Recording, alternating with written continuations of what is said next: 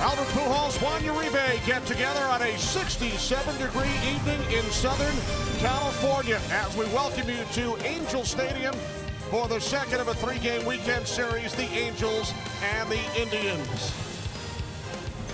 Good evening, everybody, on a perfect night for baseball. Kenny Albert along with Mark Gubicza. Indians won the series opener last night 6-2, and tonight Cleveland will send the 25-year-old right-hander Trevor Bauer to the mound, coming off a 10-strikeout performance in his last start. Yeah, Ken, he's thrown the ball very well in the month of June. 1-0 with an ERA 2.45. He's thrown the ball well against the Angels in his career. Also, going back to last season, we had a very good game back on August 28th. Reason why? Really good command of his fastball. His changeup was good. His slider was there. His curveball, command, excellent form. And the thing is, for him, if he doesn't rely too much on all hhis pitches, he can be very good. 2-0 with a 2.45 against the Angels in his career. He had 7 punch-outs, a number of them looking, so that's the big key for him. Go out, attack with that fastball. If he does, he's going to be very good tonight. So the Indians look to make it 2 in a row over the Angels. Angels have lost 5 straight. They hope Mike Trout can help end the streak tonight. Well, Mike Trout's got to be Mike Trout for them to be able to be successful. The Angels tonight leads the team in home runs and RBIs, plays some outstanding defense, leads the team in stolen bases. Also, the big thing for Mike Trout is all about that timing mechanism, getting that foot down, clearing the hips, and then having that path go through there and squaring up the baseball so well. Very quick, short, compact swing. That's why it's difficult to try to sneak fastballs by him, whether it's inside or outside. But also, defensively, he can get back on the baseball as well as anybody in the game. That quick first step, his leaping ability, mentioned his ability to steal some bases, and his numbers career-wise in the month of June. Outstanding. 343 career hitter in the month of June. Only 2 players in the last 70 years higher average than that. Jackie Robinson, Tony Gwynn. He's that type of special player. Some pretty good company. The batting orders and the opening pitch coming up. Indians and Angels next on FS1.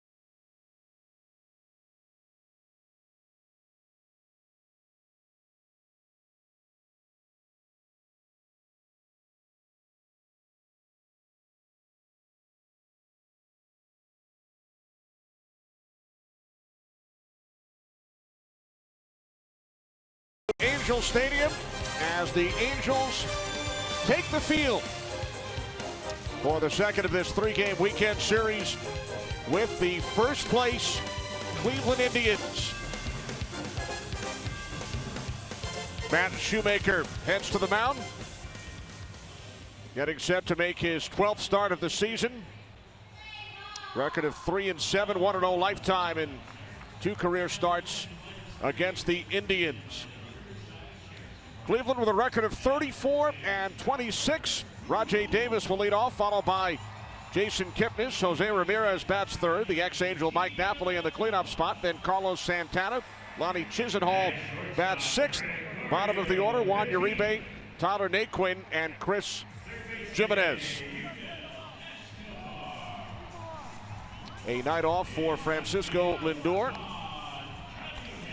Shoemaker has lost his last 2 starts, Mark, but he's pitched a lot better than he did back in April. He's throwing the ball very, very well for the Angels of late. His fastball is 89-94. Slider curve, split finger fastball, and his split finger fastball has been outstanding. And you talk about a 4-start span here for Shoemaker. Most strikeouts without a walk. Schilling had 39 of them back in 2002. Shoemaker, 37 strikeouts in a 4-start span with no walks. Ferguson Jenkins, the Hall of Famer, Curt Schilling, and also the Hall of Famer Pedro Martinez did back in 2000. Incredible numbers.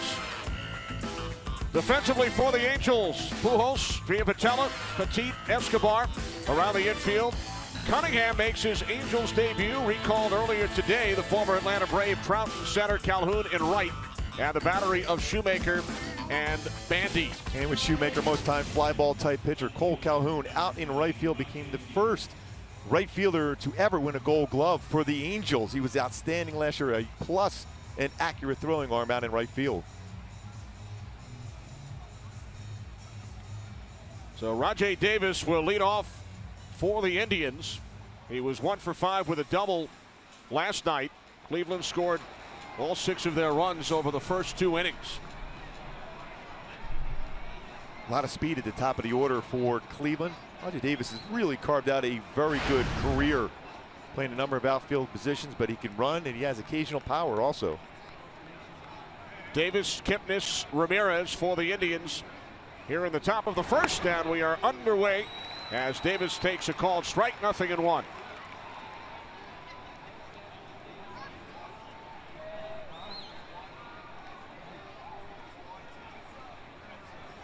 The 0-1 from Shoemaker.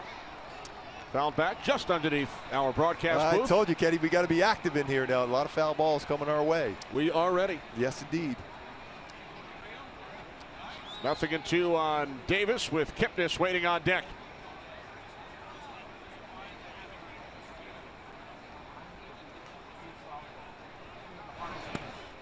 One ball, 2 strikes.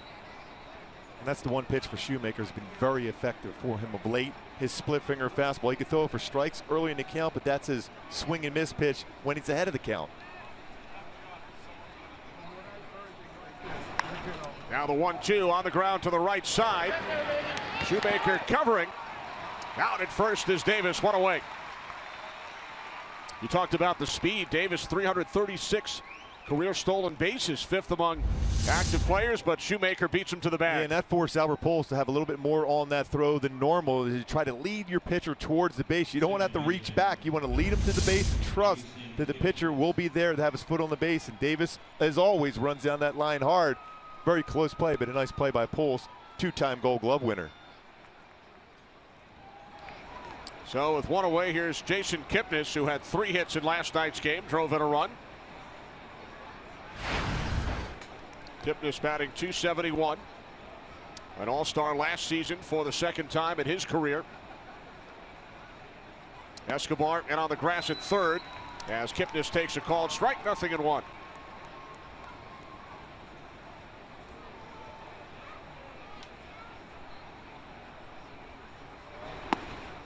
Fastball in for strike 2 from Shoemaker. Yeah, Kipnis has always been very patient at the plate. When you talk about percentage of swing at the first pitch, the 6.1% of the time does he swing at that first pitch. Now behind the count, 0-2, but comfortable behind in the count. Kipnis strikes out on 3 pitches, 2 away. And here's tonight's Keys to the Game, brought to you by Ford. And the keys for Cleveland, obviously, it's always going to come down to is Mike Napoli. What he's been able to do in his career against the Angels. He must continue to clip the Angels' wings. And for the Angels, that top of the order success with Escobar, Calhoun, and Trout.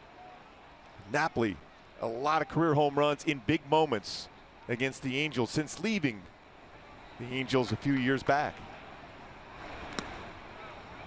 Ball 1 to Jose Ramirez, making his second start at shortstop this season. A night off for Francisco Lindor, who's having a terrific season for the Indians. He's a very special player, great with the glove. You just love his smile every time he's out on the field, and very clutch as far as using the whole field, swinging the bat. Pop foul, 2-1.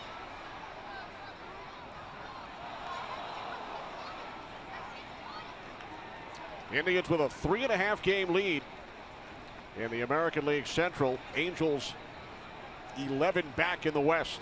Something Mike Scioscia's not used to seeing when he looks at the team's record.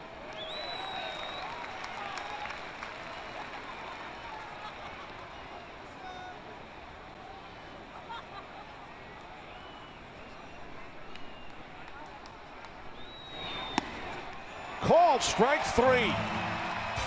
A 12-pitch first with 2 strikeouts for Matt Shoemaker.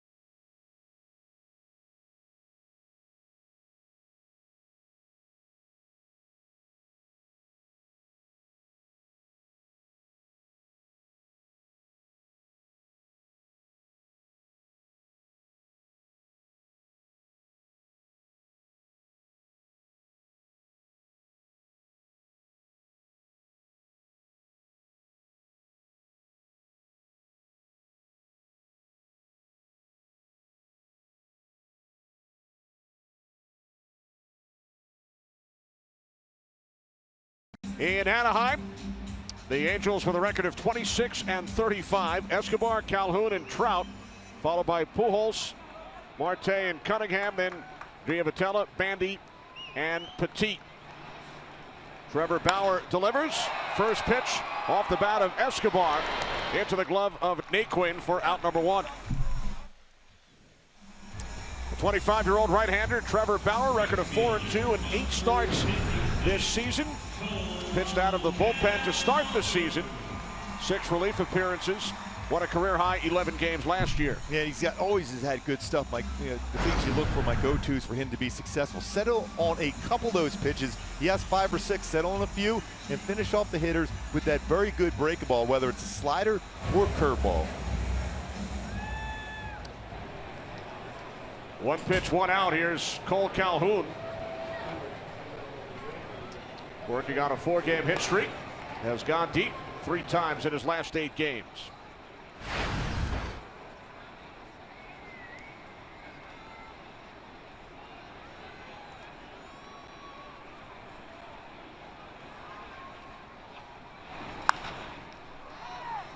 Fair ball. Napoli by himself for out number 2. So 3 pitches, 2 outs here in the bottom of the first inning as Mike Trout steps to the plate.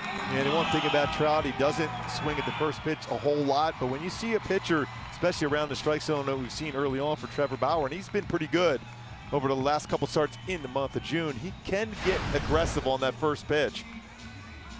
The Bauer stuff, very good fastballs, 91 to 95, a slider, cut fastball, curveball, changeup, occasional split finger fastball, though he hasn't thrown that this year. Trout lifetime against Bauer, 1 for 3 with 4 walks. Takes ball 1. Well, you can see that ERA in the month of June. Opponent's batting average against 173. He's battling between going in the bullpen and starting.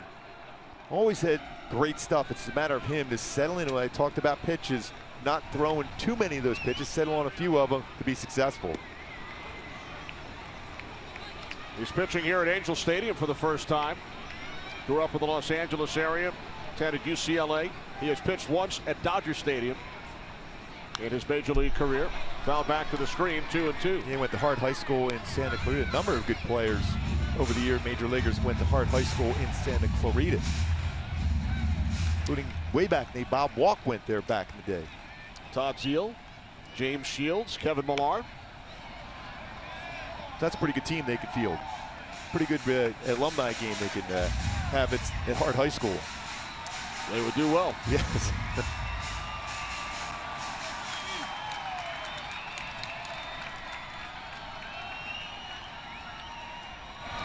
The 2-2, called strike 3.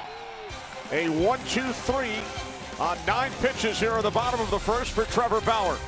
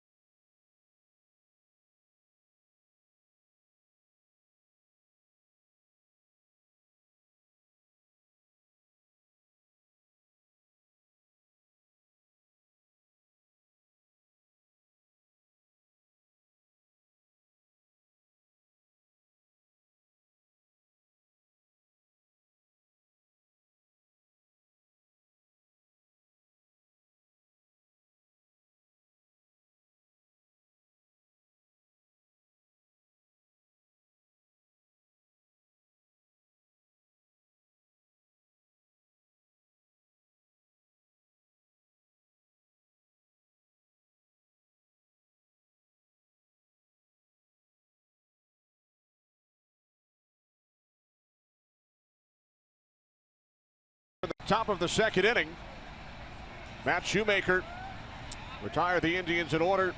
In the first, he struck out 2 as Napoli rips one foul back behind third. Mark, you mentioned his terrific career numbers since leaving the Angels. He has the #1 home run rate all time against the Angels. 1 home run every 10.4 at bats. It's been amazing for Napoli against the Angels, and it hasn't been one where his club is down 6-0 and it's a home run. These are always meaningful home runs.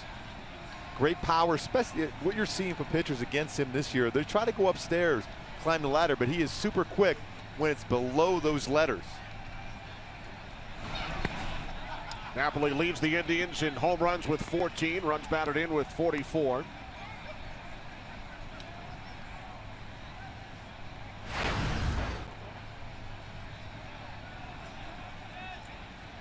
One for 3 with a double and an RBI last night in the Indians' 6-2 victory. Now 2-2. Again, in this game between Napoli and Mike Trout, two of the guys are most patient, see a lot of pitches per plate appearance. Number 1 and number 2 in baseball. Napoli number 1 as far as seeing a lot of pitches. Strikeout number 3 for Shoemaker. He now has 42 strikeouts since his last walk. It's amazing what he has done. And in the beginning part of the year, he was struggling with the home run ball, but he's really made a real good adjustment with the hip turn. And that's been the thing for him. He has a better hip turn, better balance over the pitching rubber. It allows him to drive towards the plate. And he's thrown a ton of strikes, and he can elevate the fastball. He's picked up about 2 or 3 miles per hour by having that hip turn to allow him to have a little bit more body strength from that lower part of his body to drive to home. 94-mile-an-hour fastball, swing and miss. So with one away, here's Carlos Santana, who is 6th in the league in walks.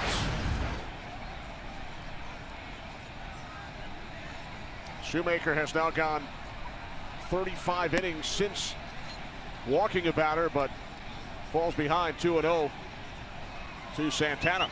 Yeah, you don't see that too often, Kenny. And he's the guy that throws a little over 70%, 70.6% first pitch strikes. 2-1. But he was throwing a lot of strikes earlier in the season, but they weren't effective strikes. They were making mistakes, but he throws a lot of split finger fastballs first pitch for strikes, and that has elevated his fastball to another spot because it's better at 92, 94. Drill to center, Trout going back, unable to make the catch. Santana in at second with a stand-up double.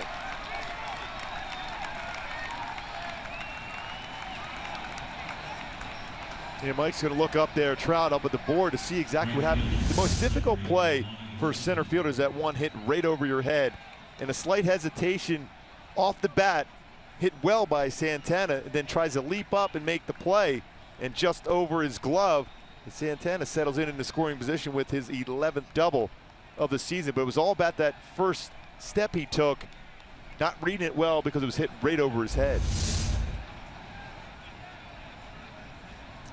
First base runner for either team tonight.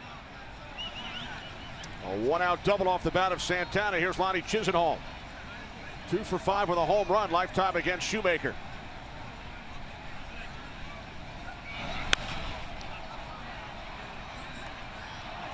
Cleveland in that game last night with runners in scoring position against the Angels were 3 for 6. And you look at their lineup, Cleveland, you're thinking, yeah, they have some good hitters in there, but not at the lineup where you would think they'd be scoring the amount of runs they've done, and they've done a really good job. And you got to credit Terry Francona for really mixing and matching with this lineup. Guys knowing the roles and really feeling good about it.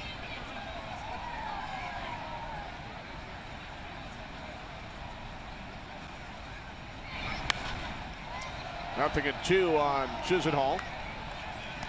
Mark, for the Indians, this 3.5 game lead is their biggest lead this far into the season since 2007. And I tell you, got to give a lot of credit to Terry Francona. He knew he had a great pitching staff coming there, starting staff, but getting his guys the most out of his everyday players, especially when you think about in this division where you have the world champs, the reigning world champs in Kansas City. The White Sox did a lot of good things. The same thing with the Tigers. And the Indians have gone 18-7 against their division, 6-1 against the Royals this season. This great starting pitching. Corey Kluber threw a complete game last night. Tomlin, Salazar, so many good arms in that rotation. Really can shorten up a game for a manager.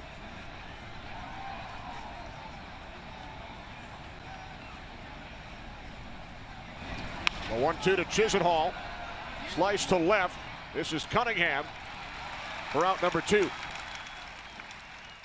Thursday, the greatest golfers in the world converge on the historic Oakmont Country Club for the 116th U.S. Open Championship. Live coverage begins Thursday on FS1 continues through the final round next Sunday on Fox, or you can watch the entire tournament live on Fox Sports Go. Just outside Pittsburgh. Love that tournament. U.S. Open's always the most difficult golf courses. The rough, not a whole lot of fun to be in that. And the greens, lightning fast.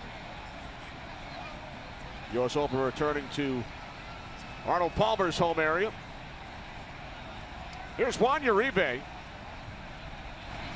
Uribe playing in his 1800th Major League game tonight. 10th among active players to reach that mark. And speaking of winners, too, a world champ with the White Sox and the Giants, World Series with the Mets, in the playoffs with the Dodgers, you name it, he's been to the postseason. And no matter where he goes, it sounds like he's always such a great influence in the clubhouse. No doubt, what a leader he is. He still has that good power, as you can see there. He's a little bit quick on that. He cheats on pitches, especially on the inner half of the plate with that quick bat that he has. But he's a leader amongst his teammates. Plays hard, whether it was a shortstop in the beginning, now third base. Good throwing arm, but just a great guy to be around. And again, when you talk about big moments, that's the kind of guy you want to listen to if you're a young player. Guys like Uribe. Playing on his 7th team, including 3 last year. Dodgers, the Braves, and the Mets. Santana, the runner on second with 2 outs.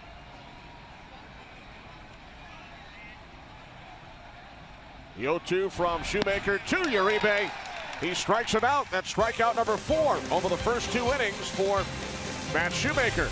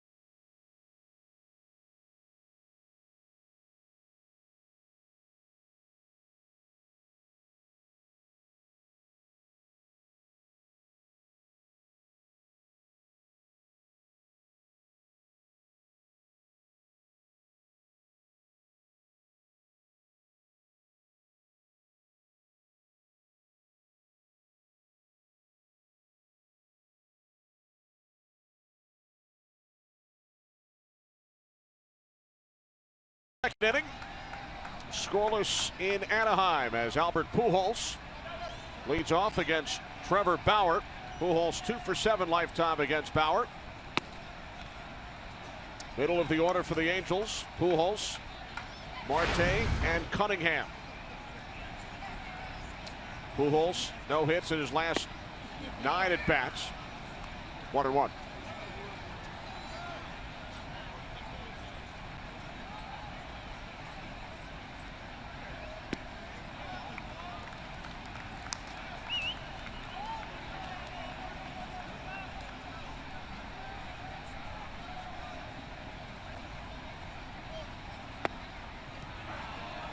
That's the thing that's been special about Bauer now, to be able to get back into a count through a little cut fastball on a fastball count. Albert, just one home run away from tying the great late Harmon Killebrew in the all-time list.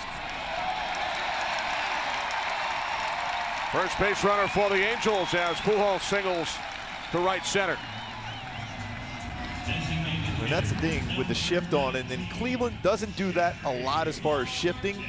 They're right in the middle of the pack, 373 shifts, about 14th for Terry Francona's club, but Albert Pujols gets a ground ball through that vacated spot on that right side of the infield. Leadoff man on for the Angels here in the second as Jeffrey Marte steps to the plate. Angels designated hitter tonight, batting .333 in 12 games. Played in 33 games for the Tigers last season. And Marte takes high, ball one. Yeah, generally a very aggressive hitter, especially first pitch fastball, an all-speed pitch upstairs by Bauer. And both teams, with all these scouting reports you get nowadays, know every hitter's tendency, especially certain pitches they will look for early in counts.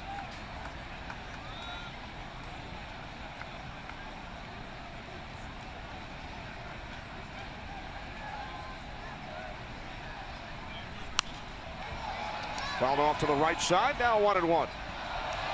We mentioned Trevor Bauer grew up in the Los Angeles area, and one of the pitchers he has patterned his delivery after will be making another start tomorrow for the Angels AAA affiliate in Salt Lake, and that's Tim Lincecum. And it looks like he'd be scheduled to make his debut as an Angel up in Oakland, whether it's Friday or Saturday.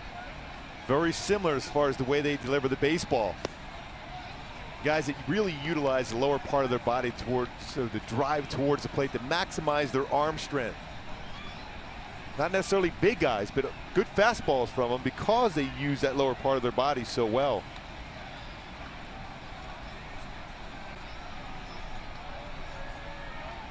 And if you're going to like somebody or idolize somebody, Tim Lincecum certainly got 2 Cy Youngs, 3-time world champion.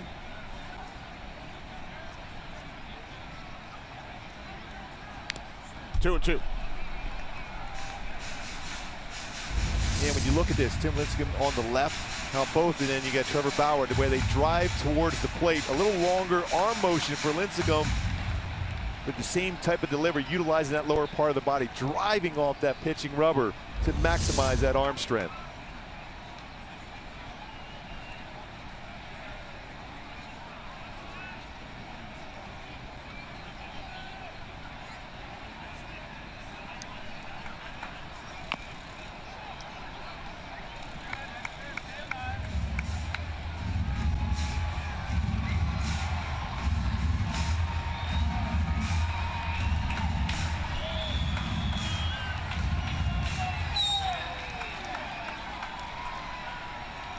Two and two on Marte with Cunningham waiting on deck. Pujols a leadoff single here in the bottom of the second inning.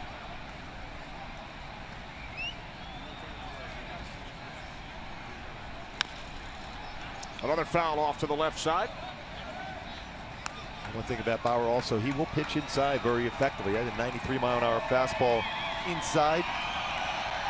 Very interesting to watch him as he prepares to go to the bullpen before he starts in the game. A routine he's kept from high school through UCLA, about his entire major league career, as far as long tossing, a lot of extra work before he gets to the mound down in the bullpen to warm up to get into the game.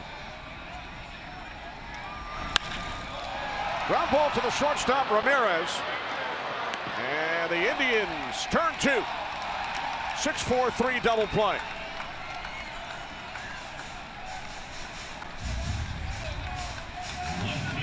And talking about that routine that Trevor Bauer does each and every start. He does his whole routine as far as this bar right here he does there to be able to strengthen up that shoulder, to keep the back of the shoulder first and foremost strong, and then working that for the wrist. That's for the breaking ball, and then gets into that long toss routine, which is big as far as his preparation to get ready each and every game. A lot of throwing before he goes to the mound.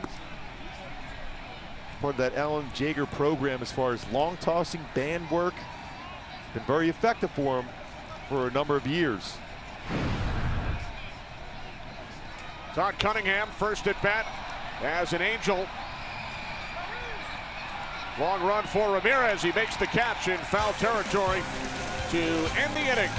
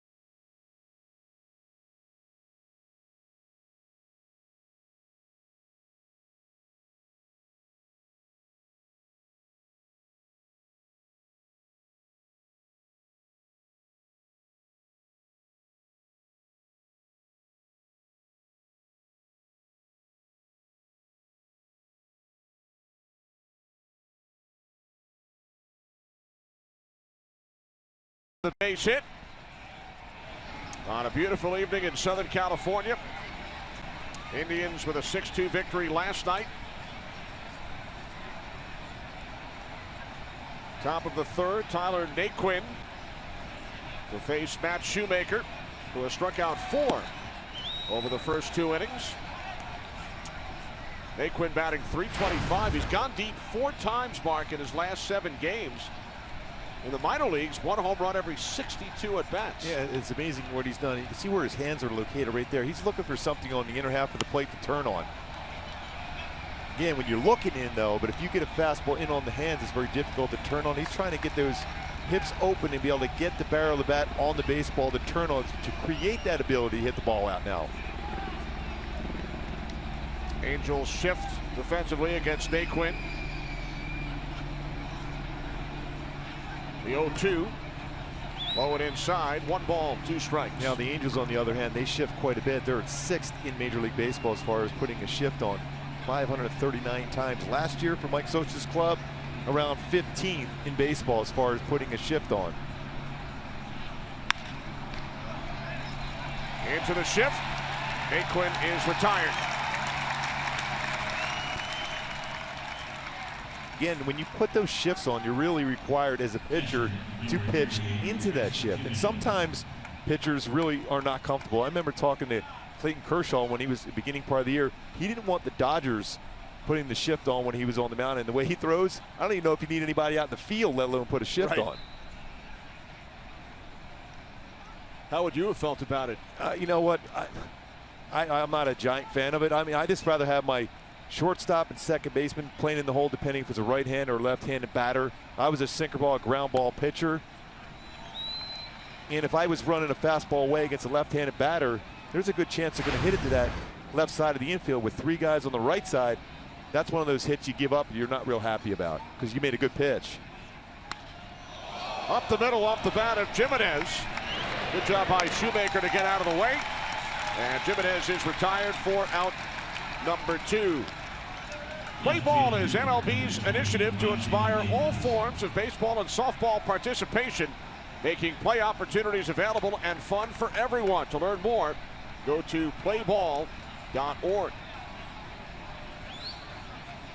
2 up, 2 down here in the top half of the 3rd inning. Here's Rajay Davis, who rounded out to the first baseman Albert Pujols. His first time up. Davis always been aggressive on that first pitch fastball. Takes that one, especially because what they're seeing now from Shoemaker, he's able to throw his split finger fastball for a first pitch strike.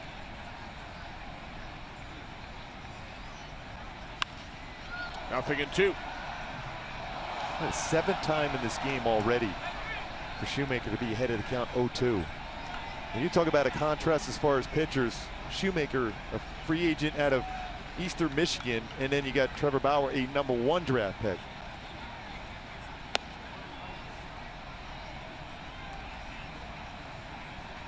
Bauer selected 3rd overall back in 2011 by the Diamondbacks.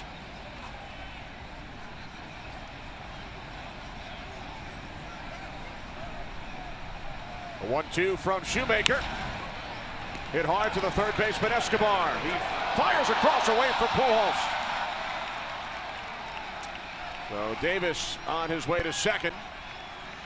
Runner in scoring position with 2 outs for the Indians following the 11th error committed by Escobar this season. And that baseball right at him quickly, and it seemed like whenever Escobar has some time, when he gathers in that crow hop to throw the first base, that's when he drops his elbow and the baseball sails away from Pujols at first base. There's no doubting what he has done at the plate for the Angels, but defensively, especially on the throws, not the range, it's been throws that's really hurt him this year with 11 errors. So now Kipnis, who struck out back in the first inning.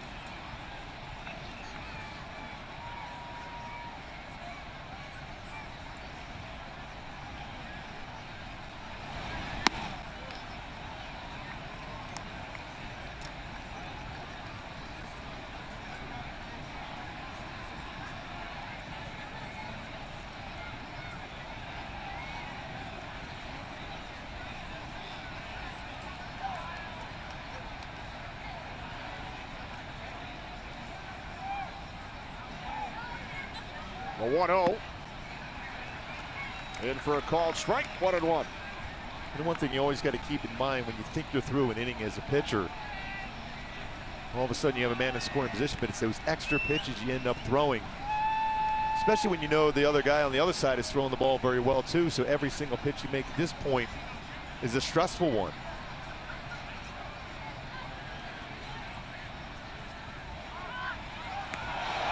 Davis back in. Boy, but he might Mike Socha to check that one out as far as potentially catching that ball and applying a tag and getting Davis back at the base.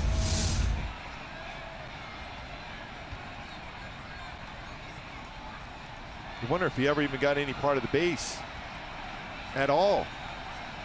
Certainly don't look much of the base, and it might be something they're going to check that one out. And the Angels lead baseball as far as pickoffs this year. 15 of them coming into the game.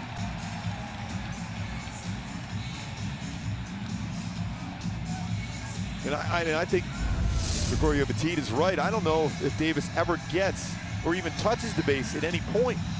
And he's still not on the base. Now it's just a matter of if Batiste applied a tag at all during that whole process. If he did, there's no doubt it's going to be an out. It would be reverse of the call.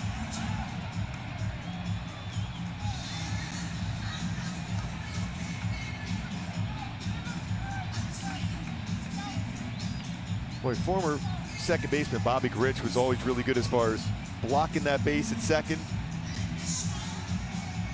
Pickoffs, he would just drop that knee right at the base, and you had to go through him to get back to the base. Same thing happened there with Davis trying to get back against Batiste.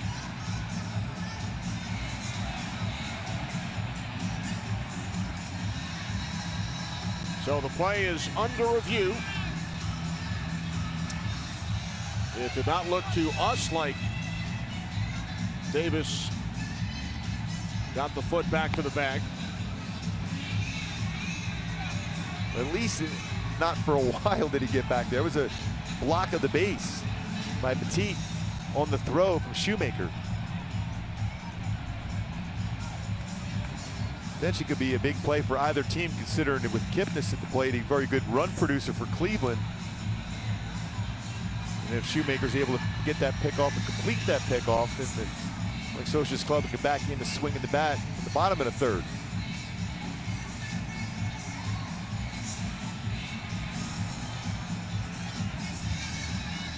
It will either be inning over or Kipnis at the plate with a count of 1-1 with the runner in scoring position. And for me, the reason why this is taking long, did Petit ever tag Davis?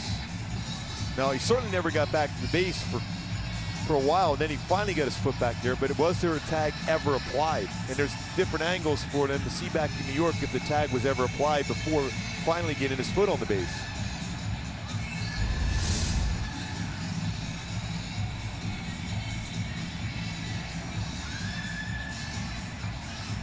Didn't seem like there was a tag there.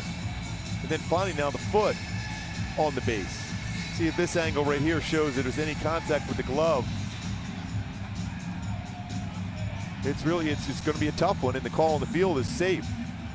That's why it's taken a bit of time here.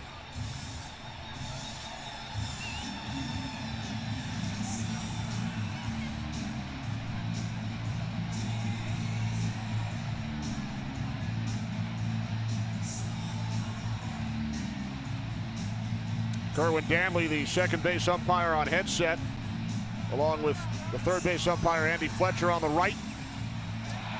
And Davis ruled safe at second. So no conclusive evidence to overturn. I think what it came down to is, was the tag ever applied to him before eventually getting the foot on the base? There's no doubting he blocked him. And there just wasn't enough evidence. We couldn't really see it either as far as was their tag ever applied. So the call on the field stands from the second base umpire, Kerwin Danley.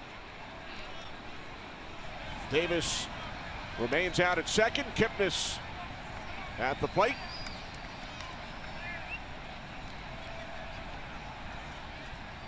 The 1-1 from Shoemaker. Davis goes, thrown down to third.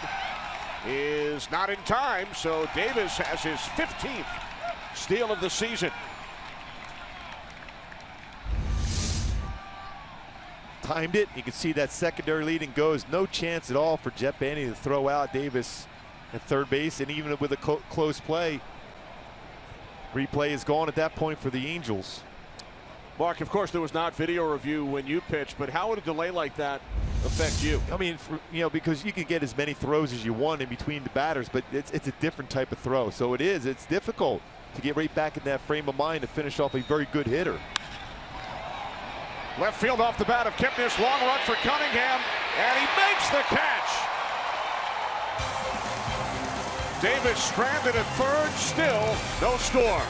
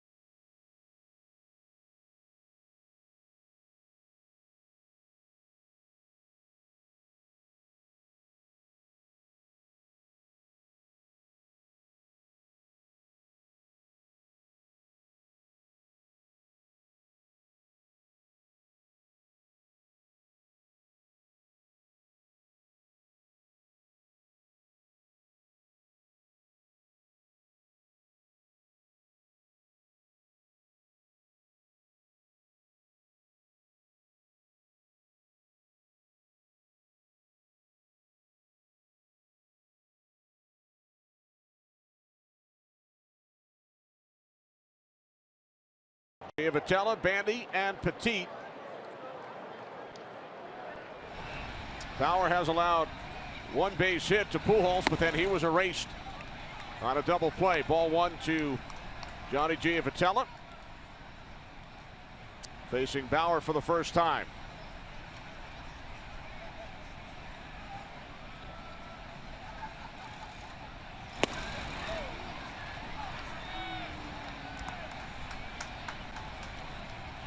And his ability to use all his pitches, any count, has really made that jump and that improvement for Bauer this season. He's always had to stop, but now be able to throw breaking balls and fastball counts important.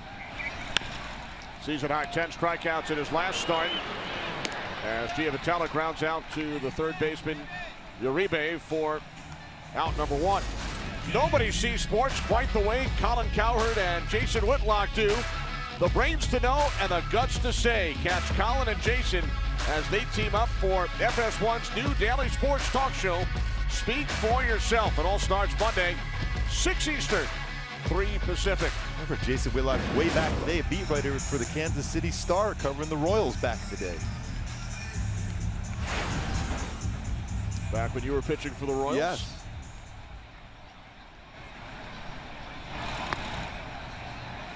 Ball one to get Bandy.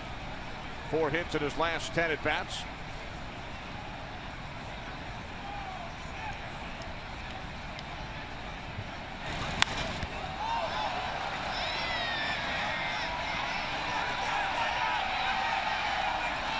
After 4 Indians converged, it is Uribe who makes the play. As usual, the pitcher thinks he's going to make the play and then try to direct traffic and get out of the way as much and quickly as possible.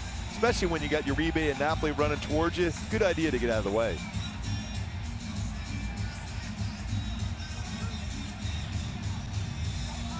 So with 2 away, Gregorio Petit.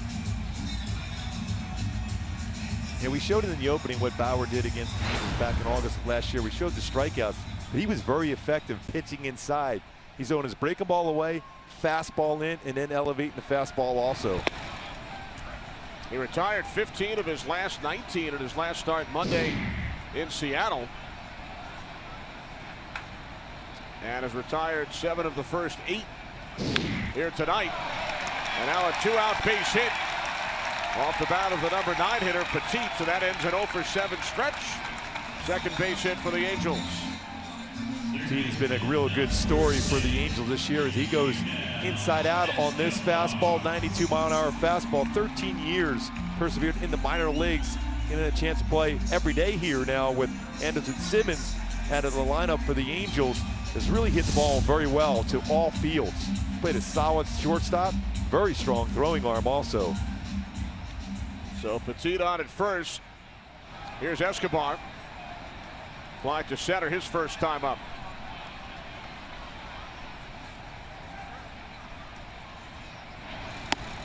High and tight from Trevor Bauer, ball one. It's funny, before the game, Petit said, hey, remember when you talk about my age, you remember how old I am? I said, well, no, 31. He goes, no, I'm 22. I said, well, you're playing like a 22-year-old right now. Great smile he has on his face. Really has done a nice job for the Angels. Spent some time with the Yankees last season.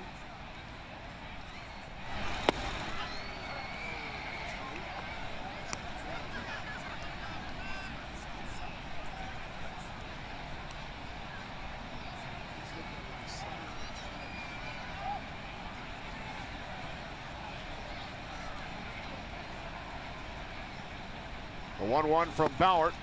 Now 2 balls, 1 strike.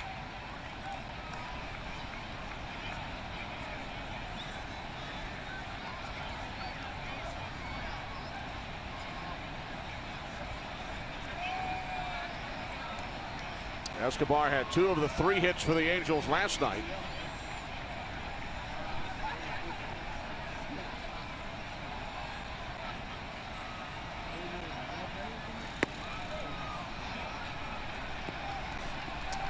Escobar leads all Major League third basemen in base hits and batting average. And he's hit the ball well to all fields. He doesn't miss many fastballs. He's very aggressive first pitch, but he always seems to get himself back into counts where he can make a good pass and a pitch on the outer half of the plate.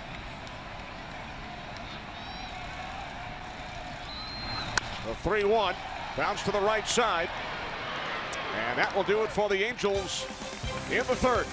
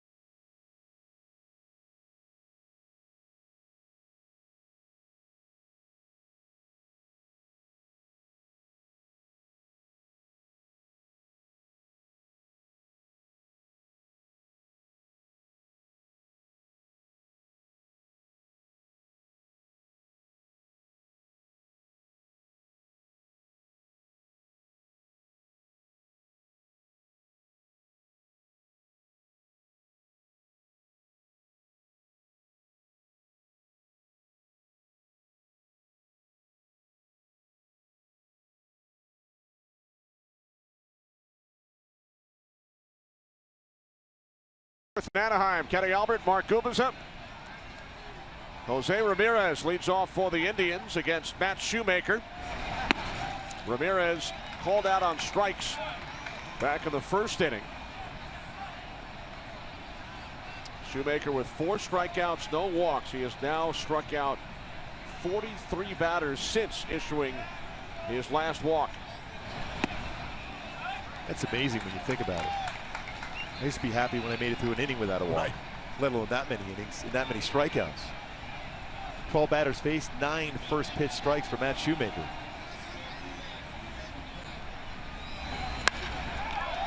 Ripped to right for a base hit.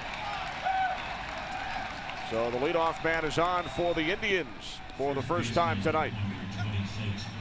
And Matt Shoemaker was able to get through that third inning with that play with Kipnis at the plate. Rajai Davis at third, hit well by Kipnis as usual in those big moments. But that's our Gatorade Frost cool under pressure moment. Ty Cunningham runs that one down by the short wall in right field. Solid defensive play by the left fielder. Cunningham recalled today. Angels sending Rafael Ortega to AAA Salt Lake. So here's Napoli with Ramirez on at first, nobody out. Ramirez back in. Well, Terry Francona was saying so many good things about Jose Ramirez, what he has done for this team. They can put him in a number of different positions, and he's hit the ball extremely well this entire season. And another good swing here in the fourth inning for Cleveland.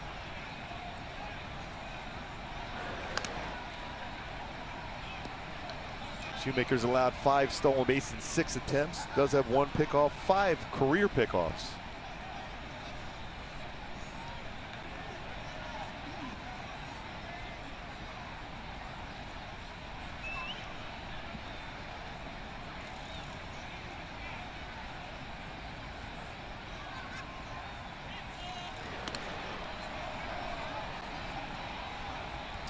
So 3 throws over before Shoemaker throws the first pitch to Mike Napoli. Cleveland with 42 stolen bases as a team this year. Very aggressive.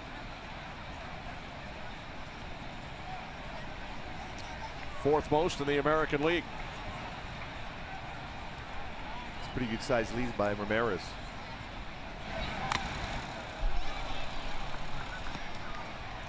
Napoli struck out his first time up. He leads the American League with 87 strikeouts this season.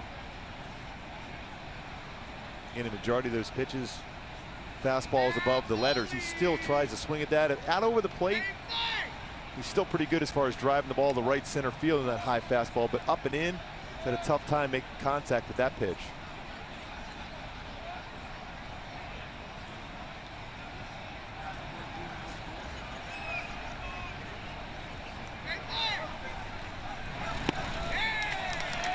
Napoli now in his 11th season. Spent his first 5 years with the Angels. He was the Angels' 17th round pick back in 2000, 500th overall. Yeah, that's the thing about scouting in baseball. The draft was just the last couple of days, and everyone talks about the first or second rounders. It's the middle rounds that really determine how well an organization is going to be as far as depth in their minor league system and then eventually in the major league system. And as you mentioned earlier, the pitcher he is facing, Matt Shoemaker, was not drafted. Kind of a guy that the Angels has had filling in a roster spot for a while, but really opened up eyes a couple of seasons ago when the Angels won 98 games, 16-game winner. He was working as a substitute teacher during his minor league days. Put some extra cash in his pockets.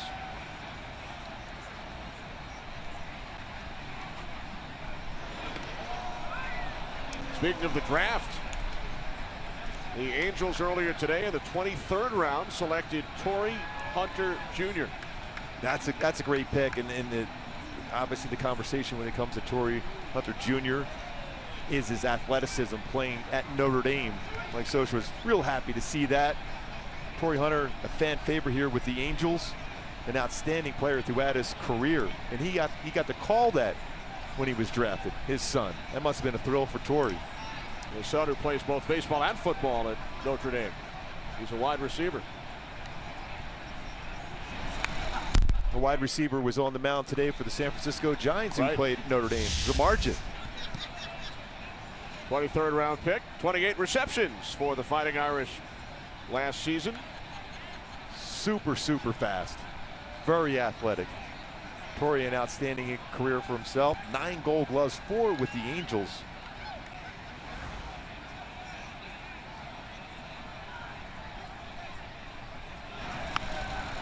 Another foul. So the count remains 1-2. Jeff Samardzija was Brady Quinn's wide receiver at Notre Dame. Yes, indeed. Brady now one of our colleagues at Fox Sports. That's a pretty big target as a wide receiver to throw to.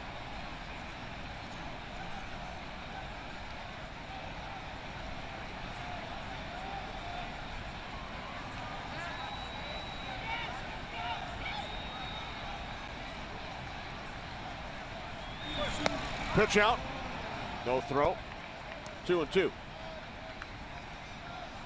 Our statistician Marty Aronoff points out another wide receiver on the Fighting Irish, along with Torrey Hunter Jr., the son of former basketball great David Robinson. Yeah, that's a pretty good core out there as far as a wide receiver. Talking about those pitches seen per plate appearance. Napoli at 4.69, Mike Trout 4.50.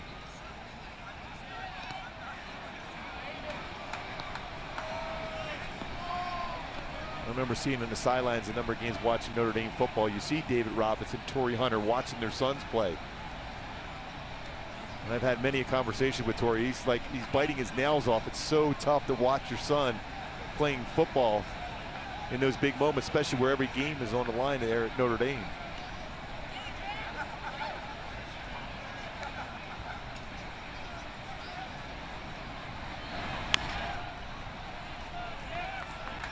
This is so normal with Napoli at the plate, fighting off some tough pitches, seeing a lot of pitches.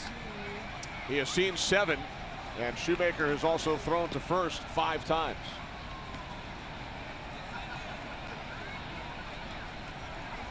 So that's a total of 12 throws. When you think about it, how many pitches he's thrown coming into this inning for Shoemaker. Not a lot of throws.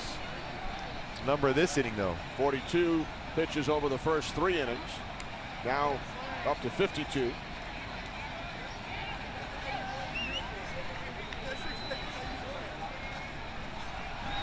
The 2-2. Left field, Cunningham. 1 out. So Shoemaker wins the battle. An 8-pitch at bat for Mike Napoli.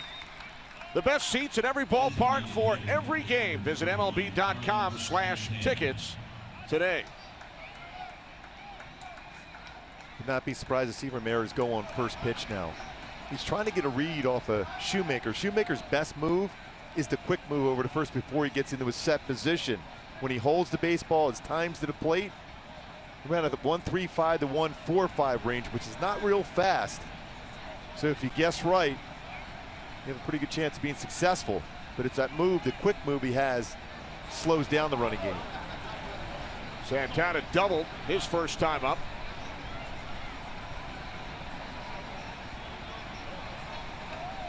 There goes Ramirez. Throw down to second is not in time. And Ramirez steals his 7th base this season. And thought that was going to be the case. Picked the right pitch to go. An all-speed pitch, got a good jump.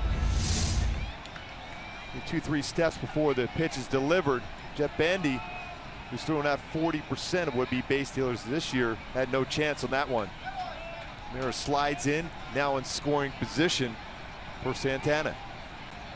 Indians now at 80%, 44 of 55 for the season, including 2 steals today.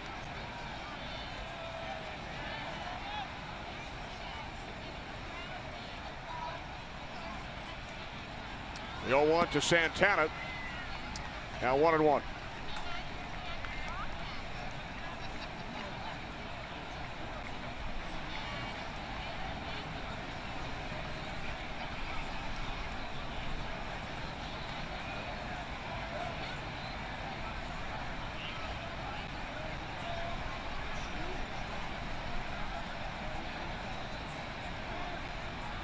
A 1-1 from Shoemaker, missing high and away, ball 2, and now a couple of words from Bandy as he started to head towards the mound. An overthrown fastball. He tried to run that 2-seam fastball in, ran that upstairs, but the one thing about Shoemaker, see what he's done so far, no walks, 4 punch-outs. A lot of times behind in the count against a left-handed batter, 39%, a little over 39% of the time. He'll throw a split-finger fastball.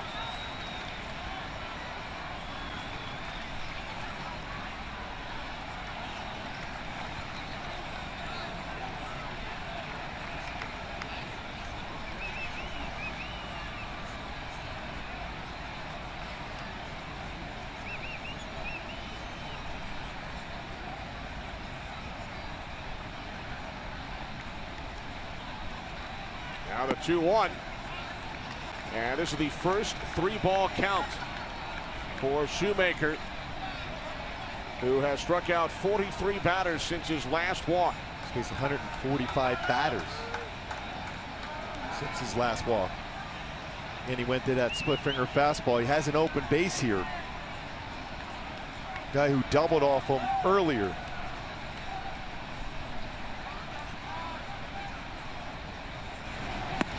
Full count. To him another split finger fastball. Again, talked about percentage-wise what he throws behind in the count. Santana guessing fastball. Got a split finger fastball instead. And as a hitter in these spots, when you have an open base, the guy is swinging the bat well, you have to have it in the back of your mind that he's not going to groove a fastball at you. Even with the walks or lack thereof the Shoemaker has going right now. Don't have to challenge with a fastball. Payoff pitch to Santana, he strikes him out. It's a pretty good sequence for Shoemaker. Back-to-back split finger fastballs, one out of his zone, one getting the swing, and then he came back with a 2-seam fastball at 93. It's that good balance, that hip turn he had, and great movement on the 93-mile-an-hour fastball against a very good fastball hitter in Santana, unable to make contact. Inside part of the plate, the reason why.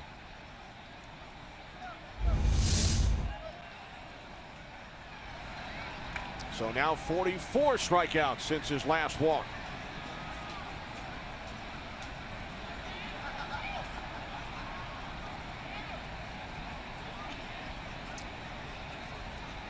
With 2 away, here's Lonnie Chisenhall. Fly to left his first time up.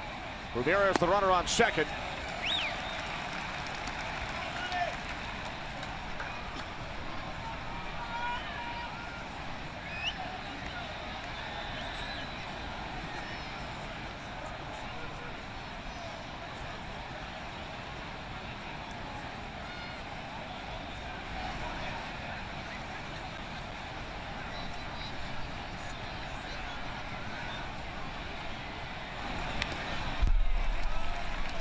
He's going back-to-back fastball. Chisenhall very good on low pitches, and both those fastballs are the lower part of the strike zone. A .340 batting average on low pitches this year, 8th best in the majors.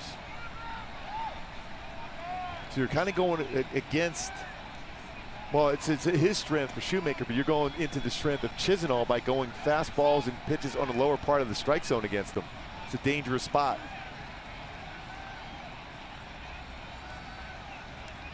The 0-2.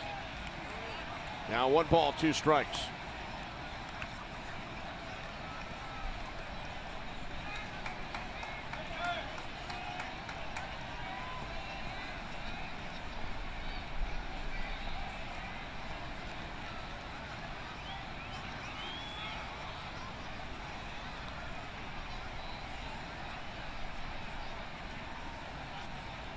Pretty long look in right there, especially ahead of the count.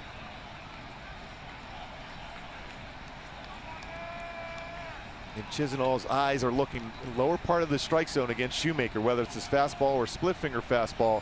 He's going to try to track and try to hit the ball to left field, to left center field.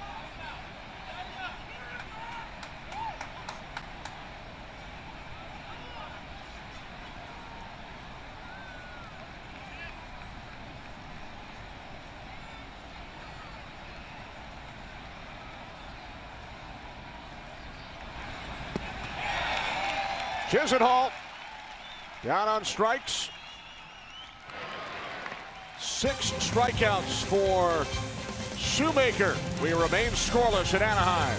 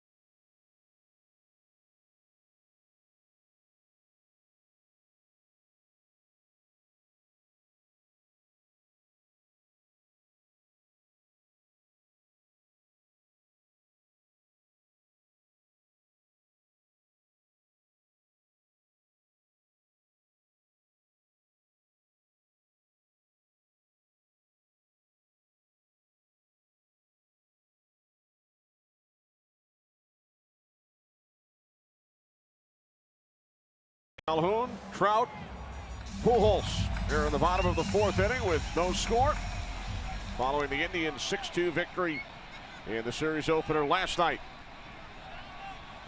Calhoun grounded out to the first baseman Napoli, his first time up. Now 1 for 8 lifetime against Trevor Bauer. Boy, Bauer's done a nice job as far as his tempo, especially from the full windup. Doesn't move off that pitching rubber.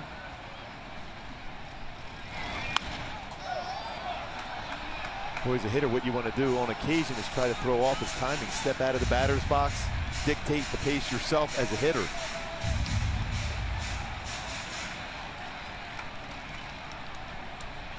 Bauer making his 9th start. Appeared in 6 games out of the bullpen to start the season. He's 3-1 on the road this year. Calhoun pops it up. 1 away. Catch made by the shortstop, Ramirez. Going back to our game last night, our greater coverage of baseball presented by T-Mobile. Cole Calhoun going a long way. Head first dive on the warning track areas. He's going right towards the short wall here at the Big A. The concentration into the glove for the 2015 Gold Glove winner in right field. What an outstanding play by Cole last night. 0 for 2 at the plate tonight. Now Mike Trout called out on strikes back in the 1st inning. Well, he had the feeling he was going to be swinging first pitch. He doesn't do it a lot. On 0-0 counts when he puts the ball in play, .643 batting average with 2 home runs and 11 RBI. He's guessing fastball on occasion that first pitch. Base hit down the right field line, and then it bounces away from Chisenhall. Trout in standing at second.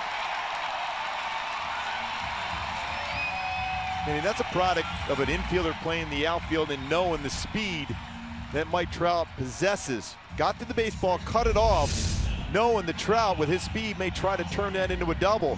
Pretty good piece of inside-out swinging from Mike Trout down the right field line as Chisenhall gets to that baseball, redirects and then off his leg. But the reason why he looked up to see if Trout was thinking about trying to turn it into a double. Ends up advancing on the error.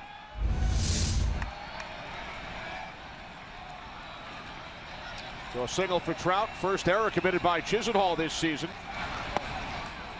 Strike 1 to Albert Pujols, who singled to right center against the shift his first time up. This is the 32nd error committed by the Indians this year. A very good fielding club, 6th best in the American League in that category.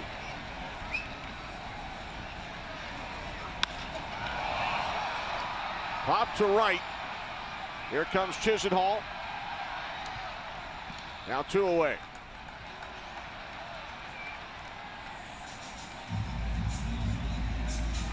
So Pujols is retired. He got a pretty good pitch to drive. That's pretty much right down the heart of the plate. Just got underneath, and Albert not real happy because that's a pitch where so many times throughout his career he's hit a long, long way. Missed that one. Talk about barreling up a baseball. That's the top part of the bat, and that's why you see a fly ball to right field off the bat of Pujols. Bauer got away with that one. He hasn't made many mistakes in this game. He's been very effective. But that one, got away with. So with 2 away, here's Marte, grounded into a double play back in the 2nd inning. Mike Trout, the first Angel base runner past first base. The Angels with 3 hits so far tonight off Bauer.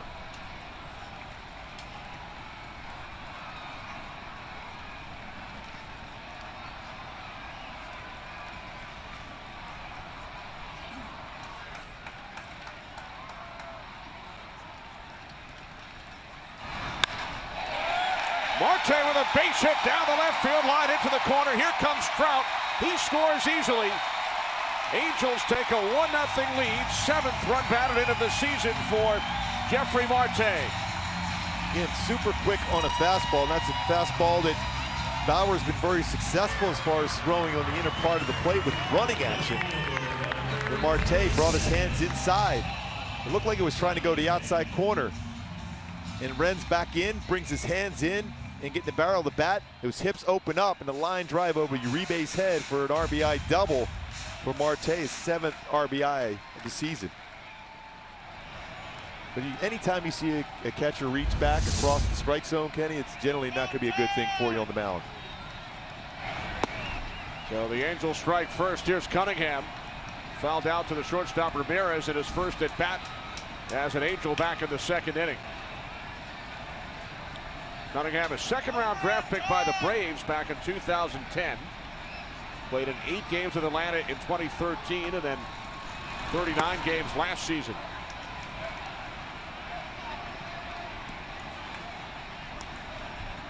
Was in the mix in spring training when the conversation who was going to be the everyday left fielder. With Daniel Nava, who was swinging the bat well, has been hurt.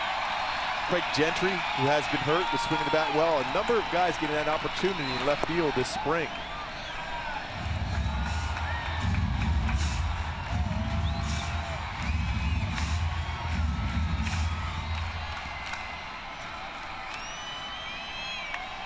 Cunningham, the 6th different starter in left field for the Angels during the regular season. This is game number 62. Sends this one right away center, and the catch is made by Nate Quinn to end the inning, but the Angels take the lead with 4 innings in the books.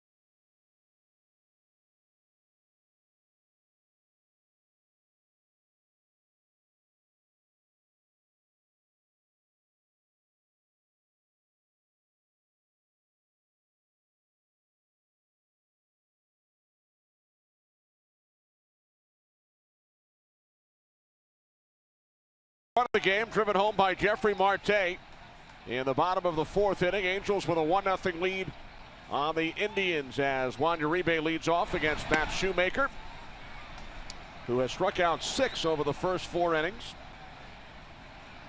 and has now K'd 45 batters since his last walk.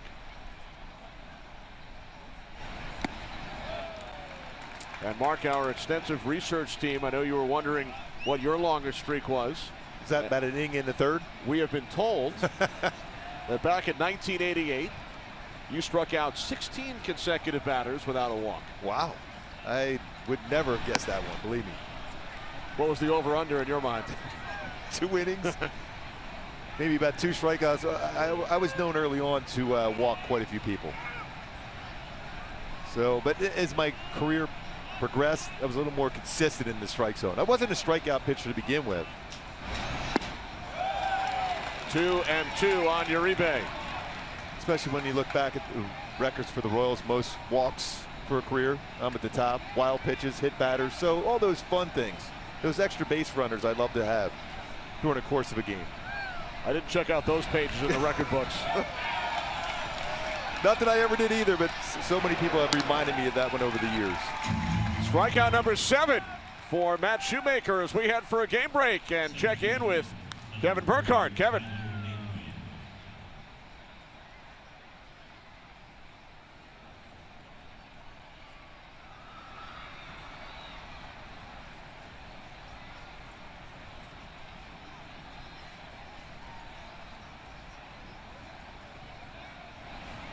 All right, thanks, Kevin.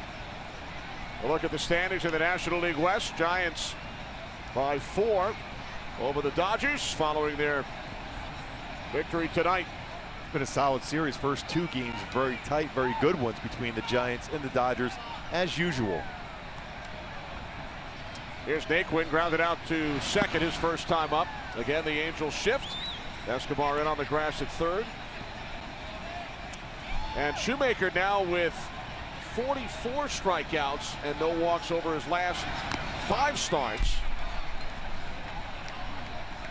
He has 46 strikeouts overall since his last walk, but over his last 5 starts, it's 44. That is now tied with Pedro Martinez. It's been amazing the turnaround for Shoemaker from the beginning part of the season till this point. Again, we talked about that hip turn, getting better balance over the pitching rubber, but pitching with a lot more confidence and able to throw his split finger fastball first pitch strike.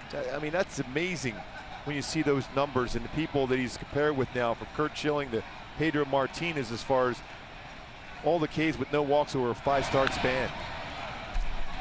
Schilling with 47 strikeouts back in 02 with Arizona during a 5-start span, as you saw. Martinez back in 2044, and now Shoemaker has tied him on that list. And those guys were strikeout pitchers, and even I know Kershaw's at a streak right now, but what, 122 strikeouts with just 6 walks. They're strikeout pitchers. Shoemaker's a guy that can get strikeouts, but he's so locked in right now for the Angels.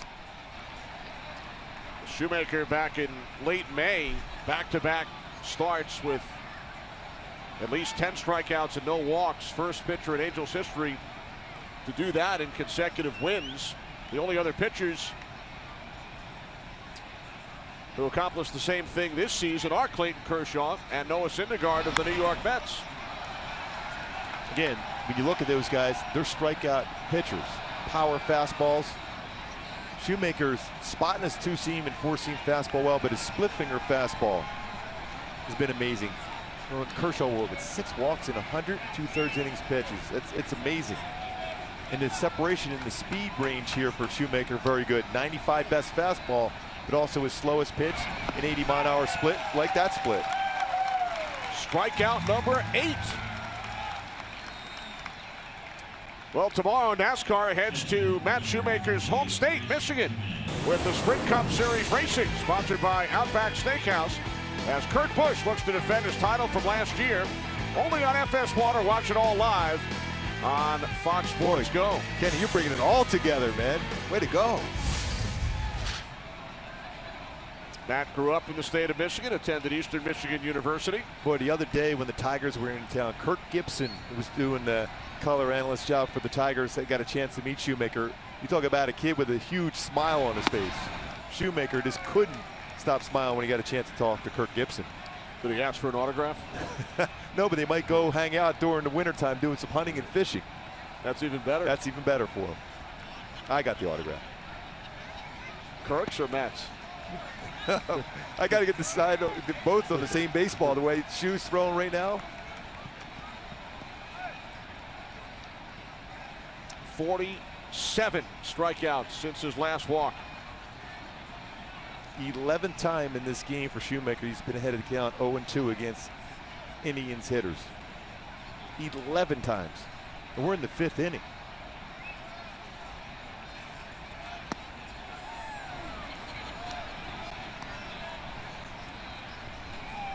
That split finger fastball right there, 0-2, started middle of the plate, ended up down and in.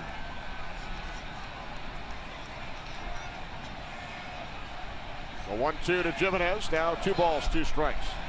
But that one there for Shoemaker, you overthrew that one well in front of the plate. And a lot of times, as a pitcher, when you overthrow like that, that very next pitch is a difficult one. So for Jimenez, you're looking for a fastball right now. A potential mistake is you try to get back to that good arm slot. This could be one of those pitches right now. The damage could be done.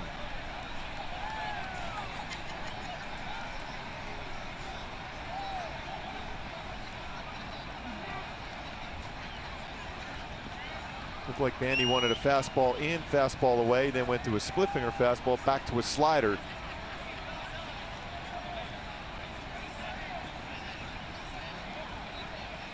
Try a curveball. Shoemaker strikes out the side. He has struck out 5 in a row, 9 through 5 innings.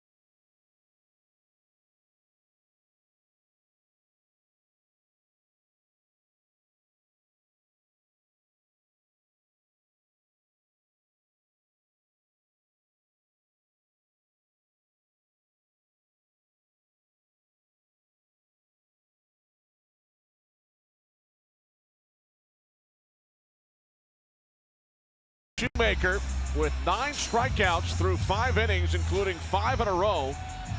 Nolan Ryan holds the club record with 8 consecutive strikeouts. And on this date back in 1990, Nolan Ryan threw his 6th career no-hitter at age 43 against Oakland.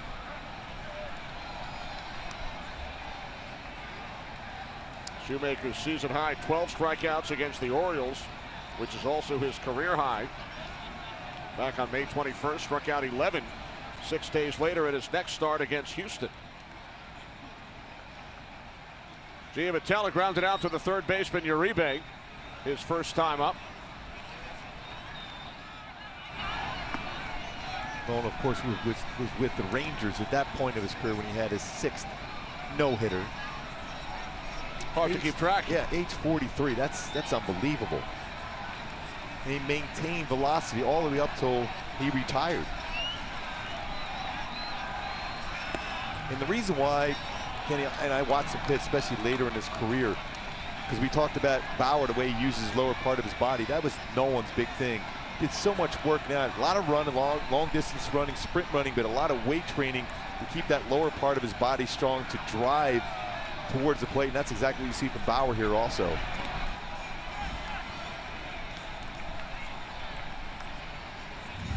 Angels scored an unearned run in the 4th. Trout singled to right, moved to second on a Chisenhall error, and then came around to score on a Marte double.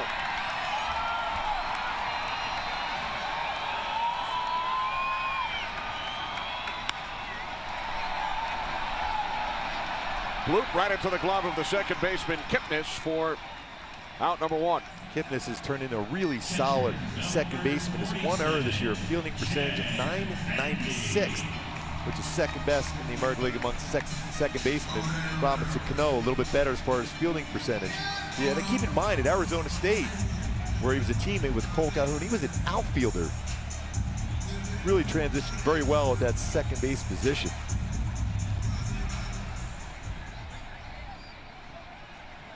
Both pitchers have been outstanding. There have been 34 batters in the game. Only 2 3-ball counts. No walks on either side.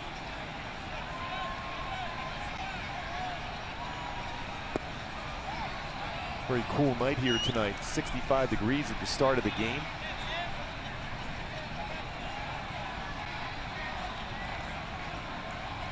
As they say, June gloom out here in Southern California. A little drizzle today. Where'd that come from? Uribe. Low throw. Safe at first is Bandy. Napoli thought he had it and then dropped it.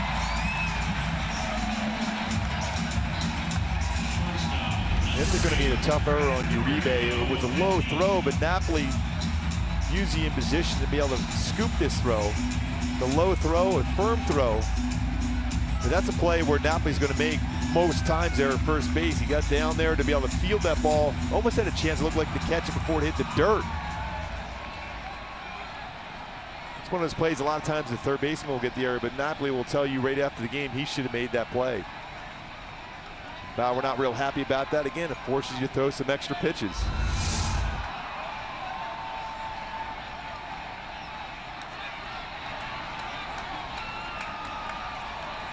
The error is charged to Napoli. An assist to Uribe. It's the sixth error of the year for Napoli at first base.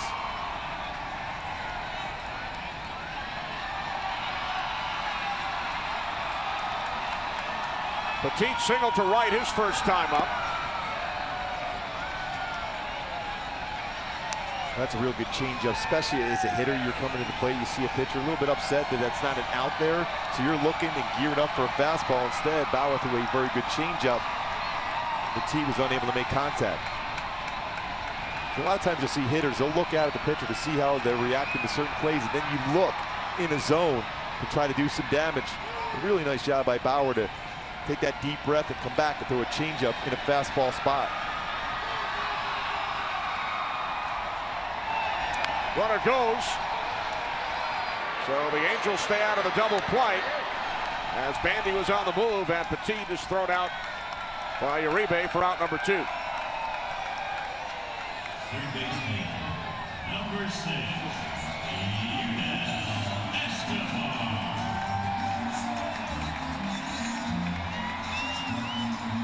Yunel Escobar 0 for 2. Fly to center, grounded to second. Angels with a runner in scoring position and a 1-0 lead, looking to end a 5-game losing streak. You look at the outfield here for the Indians, they're playing really deep, and with Bandy at second base, it's going to be important for him to get a secondary lead to be able to score on a base hit.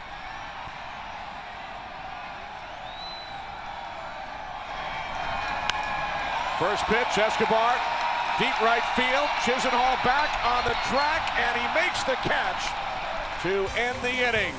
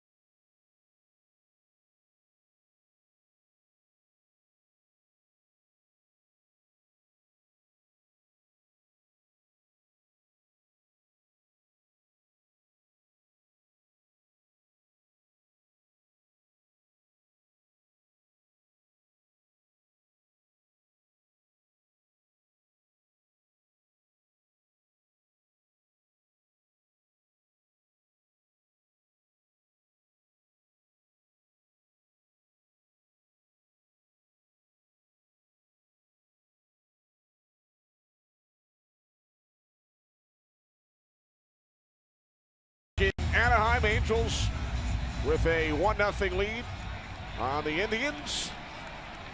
Indians in first place in the American League Central. Certainly some good positive vibes in Cleveland. You got the Cavaliers in the NBA Finals, the Indians in first place. And I know you're a hockey fan, Mark. The American Hockey League team, the equivalent of AAA baseball, in Cleveland, won the championship tonight. Oh, wow. The Lake Erie Monsters, they play at Quicken Loans Arena. Wow. The home arena of the Cavaliers. 1-0 in overtime over the Hershey Bears.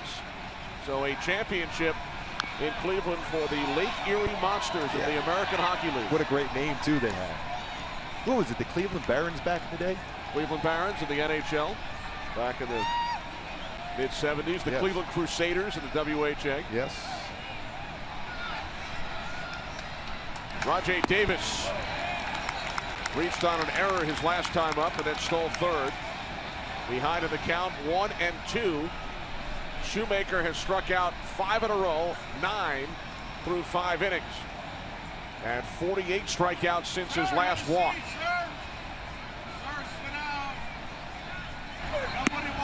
And Davis becomes strikeout victim number 10. So double digits for Shoemaker for the third time in his last 5 starts. That split finger fastball is devastating tonight. We're exactly where this split finger starts. You see the grip right there for Shoemaker. Starts belt high, ends up by the dirt. Hitter tracks that, thinks they're on top of it, and instead it's another swing and miss for the 10th time. So too shy of Nolan Ryan's franchise record for consecutive strikeouts. 6 in a row. Ball 1 to Kipnis, who is 0 for 2.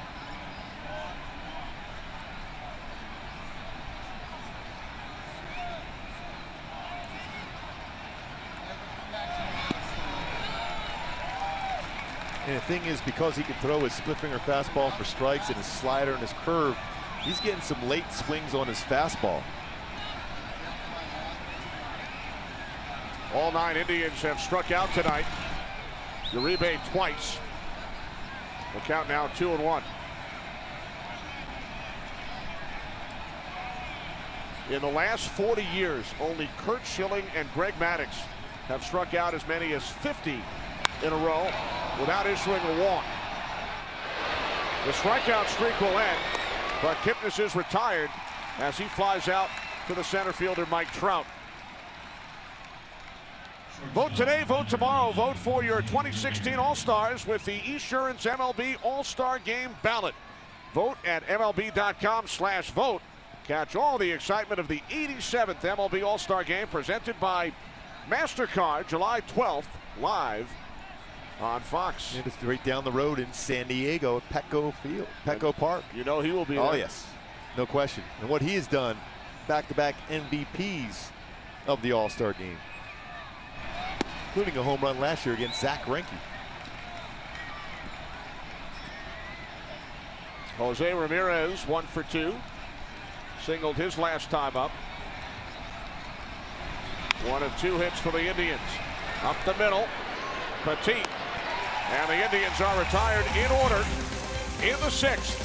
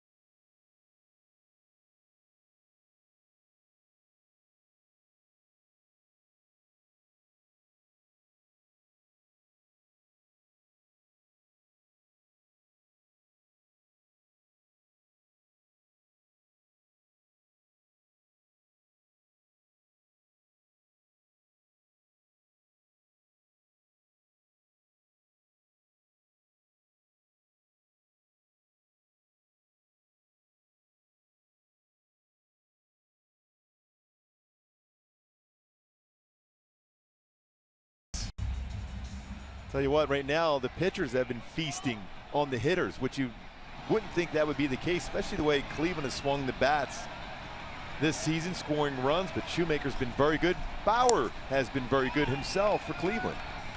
Only 6 hits in the game. 1 unearned run scored by the Angels in the 4th inning.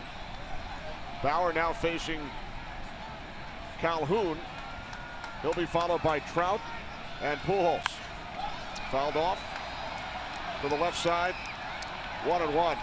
Well, you watch the Angels on a nightly basis. Matt Shoemaker had an earned run average of over 9 over his first 5 starts. What's changed? I mean, that split finger fastball, he's able to throw that for a first pitch strike, but also get a lot of swing and misses. And his fastball velocity, we talked about just that slight hip turn he's had, has created better balance on the rubber, where he's working downhill with his fastball like this, and then he threw that split finger fastball to go along with it. He's been on such a roll right now. Not getting a lot of run support, but he's been throwing the ball very, very well. 10 strikeouts tonight, including 6 in a row at one point. And run support has been an issue for Matt Shoemaker over the last 2 seasons. And he's coming off a game in New York where he was just dominating. And next thing you know, a couple pitches up in the strike zone, home runs hit against him, and then all of a sudden the Yankees got on a roll and ended up winning that game late. Look at that ERA in his last 5 starts, 2.80. You mentioned what he did before that, ERA over 9. Went down to the minor leagues for 1 start, came right back up with another injury to the pitching staff for the Angels, which has certainly been an issue this year for the Angels as far as many starters unavailable, a number on the 60-day DL. 10 players in all on the disabled list for the Angels. Todd Cunningham, their starting left fielder tonight, the 40th player used by the Angels this season in 62 games. Bloop right into the glove of the shortstop Ramirez for out number 1. And here's a real good look at that split finger fastball we were just talking about. The grip on the pitch and the split on that one. Right there you can see exactly where he has it on the horseshoe part of the baseball, and then the tumbling action where it starts and then where it ends up. Truly amazing how much that pitch moves for him.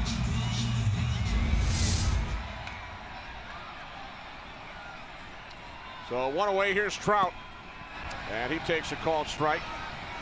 Trout struck out of the 1st inning, singled, came around to score the only run of the game in the 4th.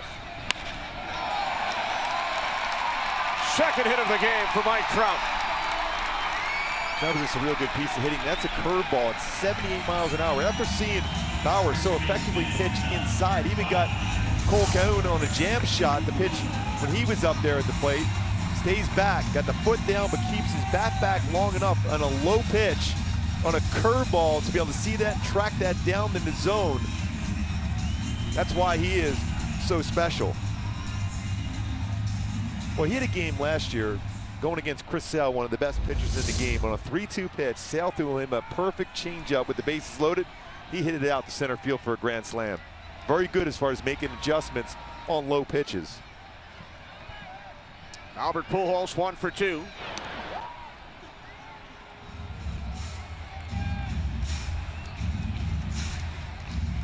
Angels with a 1-0 lead. Indians no runs, only 2 hits. Angels 1 run on 5 hits. Angels looking to add to their lead. Trout back in at first. And Bauer very difficult to steal against also. He's only allowed 1 stolen base in 2 attempts this season. 2 career pickoffs. Holds the ball very well, but very, very quick to the plate.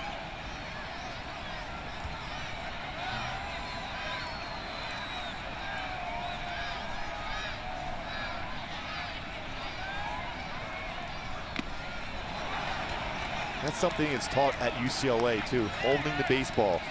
The most difficult thing for a base runner is to time a pitcher who can hold the baseball.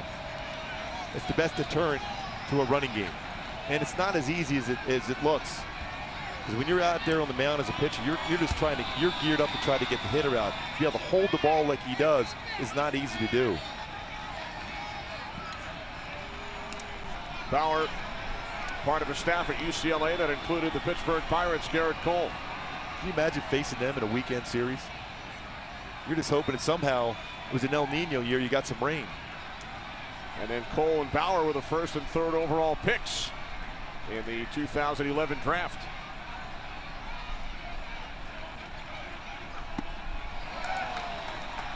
Nothing in 2 on Pujols.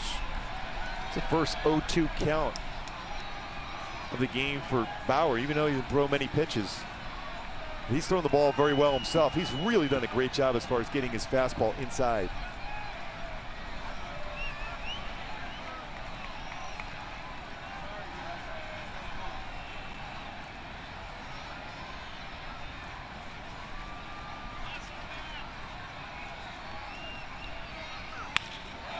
Up the middle, diving attempt by Kipnis, a base hit for Pujols. Trout to third. Runners on the corners for the Angels here in the 6th with only 1 out. Second hit of the game for Pujols. On an 0-2 pitch, Bauer went upstairs, a firm fastball, but it's upstairs. You have a better chance as a hitter of putting this ball in play when it's elevated. And Pujols went right back up the middle for a base hit. And because of the way this baseball was hit up the middle, allows Trout to go first to third. He just got by Kipnis with his range, very good range at second on the shortstop side of the base. Again, that 0-2 pitch, as a pitcher, you want that down and away. Very difficult to hit well, but when it's elevated, you can put it in play, and that's exactly what Pujols did. 2 hits apiece for Trout and Pujols. They have 4 of the 6 Angels base hits.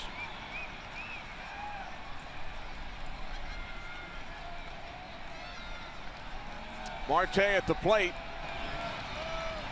His double drove in Trout back in the 4th inning.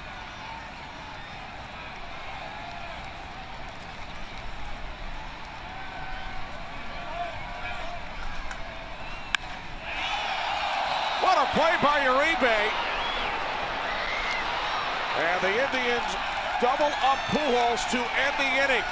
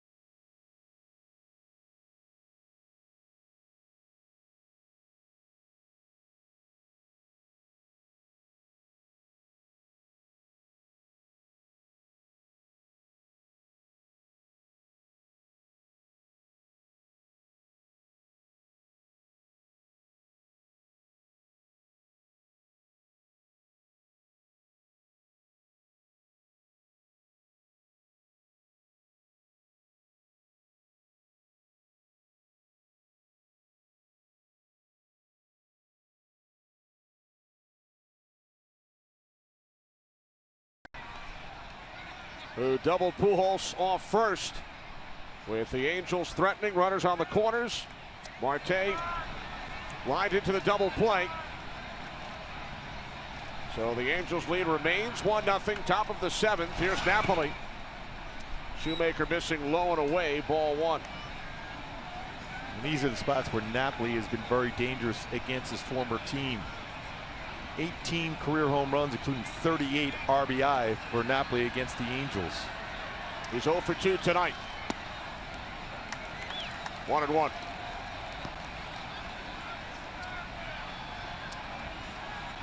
Shoemaker has retired 9 straight.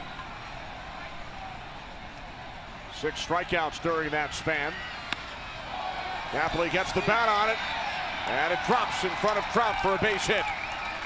First base runner for the Indians since the 4th inning. As we check in with Kevin Burkhardt, the game break. Kevin.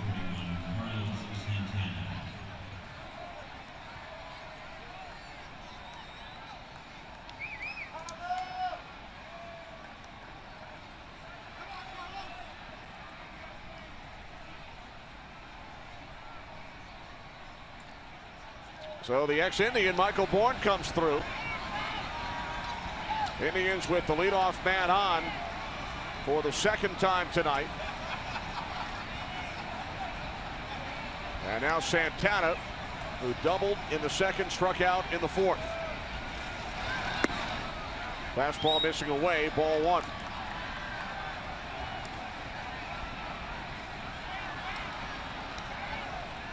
Shoemaker with 10 strikeouts. And now 49 since issuing his last walk.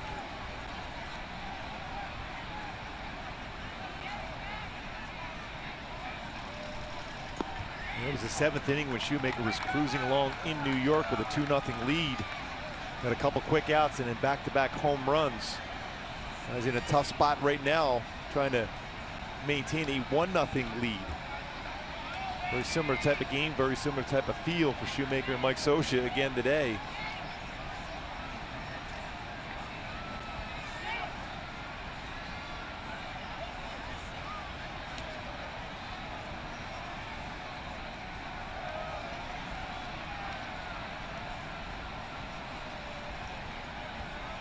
Shoemaker behind, 2-0. Napoli the runner on first. The pitch to Santana. Ball 3. The fastball had some movement, just a little bit out of the strike zone though. Santana, you mentioned earlier, Kenny, very, very patient at the plate. Remember, Shoemaker worked his way back from a 3-1 count in Santana's last at bat.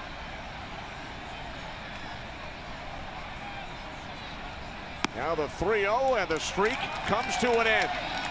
First walk issued by Shoemaker following 49 consecutive strikeouts since his last base on balls. And again, there's no doubt, when you're on the mound, you had a similar circumstance your last time out where you were just pitching so well, then all of a sudden a base hit or a home run comes back right at you. Now all of a sudden 1st and 2nd. 49 strikeouts since his last walk. What an amazing run for Matt Shoemaker. Over the last 40 years, it is tied for the 3rd longest streak. Curt Schilling 56 in a row, Greg Maddux 53, Pedro Martinez and Matt Shoemaker 49. Some pretty good company. Yeah, amazing names to be up there with and compared with. Now with mentioned Chisenhall, very good on pitches in the lower part of the strike zone. Very difficult matchup now for Shoemaker. 1st and 2nd, nobody out. Escobar in on the grass at 3rd. First pitch, Chisenhall, left field. Cunningham moving to his right for out number 1. Now the throw to 3rd. Double play.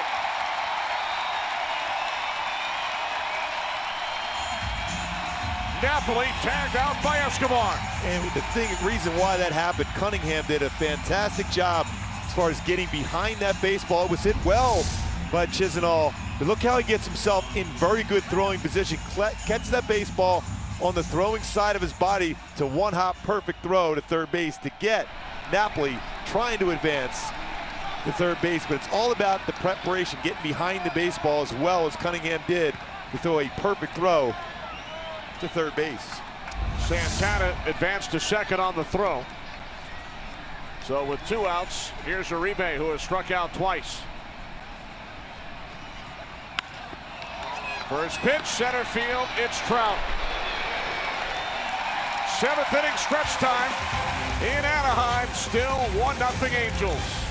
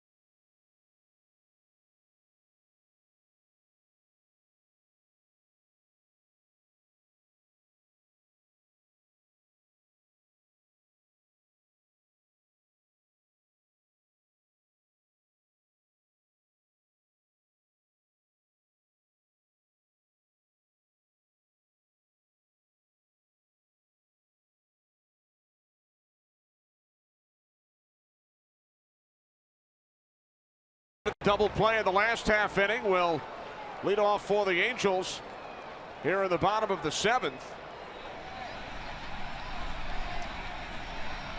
Bottom of the 6th, Angels had first and third, one out. And Marte lined into a double play. And then in the last half inning, with the Indians threatening, here's what took place. Cunningham did an excellent job. If you're watching at home, you're a youngster, that's exactly what you want to do. Get behind the baseball, catch it on that throwing side. One away here in the bottom of the 7th as Cunningham lines out as we check back in with Kevin Burkhardt.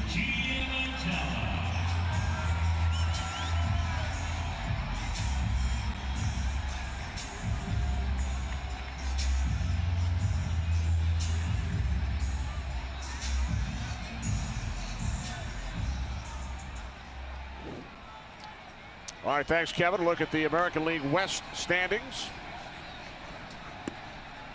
Boy, Texas is a very good team. They're scoring a lot of runs, getting healthy on the pitching side. Seattle's played very well themselves. The Angels marked 9 games under 500 for the first time since September of 2013. And a lot of expectations, high expectations coming in the way they played in spring training. A lot of people were doubting Mike Scioscia's club coming into the season, but they played baseball very well in spring training, hit the ball well. Didn't necessarily carry over. Then a number of key injuries to the pitching staff really set them back. Coming into the wintertime, the conversation was there was going to be a surplus of starting pitchers. They could make some moves. You had 8 starters, and all of a sudden now, and a majority of them are on the 60-day DL, including their ace in Garrett Richards. Off the fists. A base hit for Giavotella.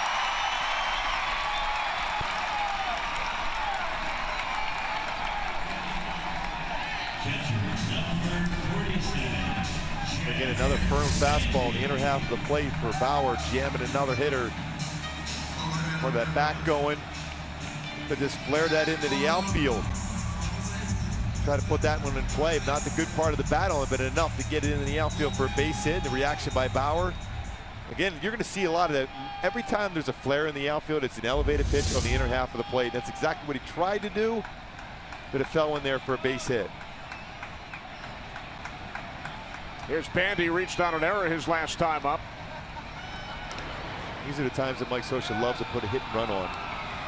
Trusting that Bandy can hit the ball on the ground, and Giavitello will read this well and get a good jump.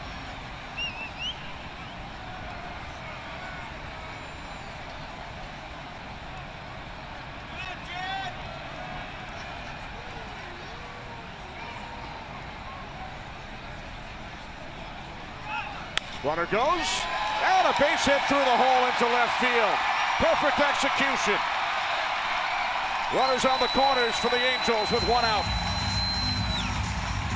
Yeah, you're not looking for a pretty base hit. You're looking for a base hit on the ground. And with Ramirez covering the base, a slow roller through the shortstop position. A good pitch, hit it on the ground. That's all you're trying to do as a hitter. Put the ball on the ground. And Ramirez leaving that shortstop position. That ball just trickles into the outfield, and Giavitello to go first and third.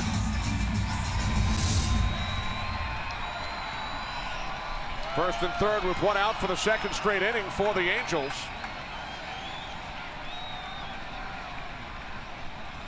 Petit 1 for 2.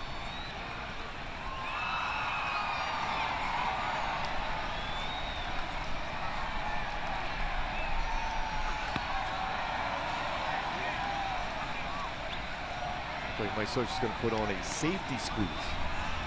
Difference between the safety squeeze and suicide squeeze, the runner's going. Safety squeeze, you wait as a runner at third base for the ball to be bunted on the ground in the infield.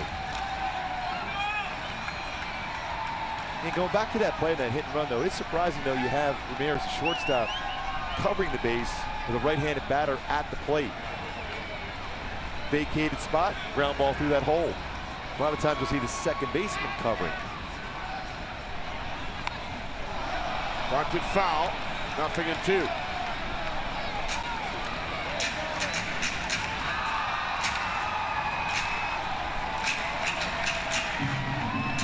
Bauer doing a nice job of composing himself. A flare into the outfield and a ground ball that gets through the hole on a hit and run. 2 base hits that were not hit hard.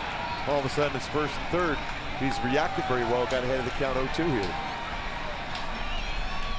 The only run allowed by Bauer tonight, unearned, back in the 4th inning.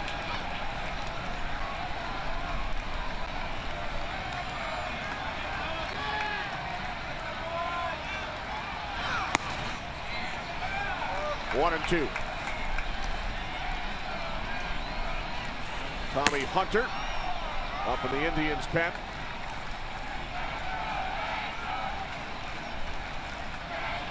It's 81 pitches thrown for Bauer. That's an outstanding number here into the 7th inning.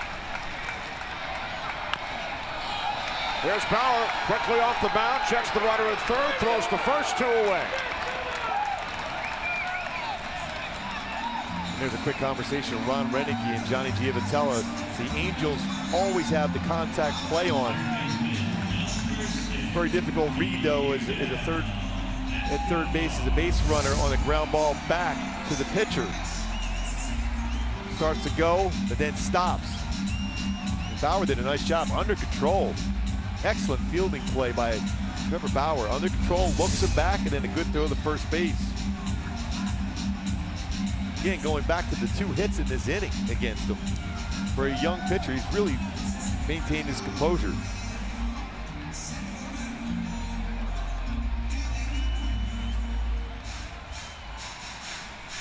Second and third, 2 outs. Escobar to the plate. He is 0 for 3.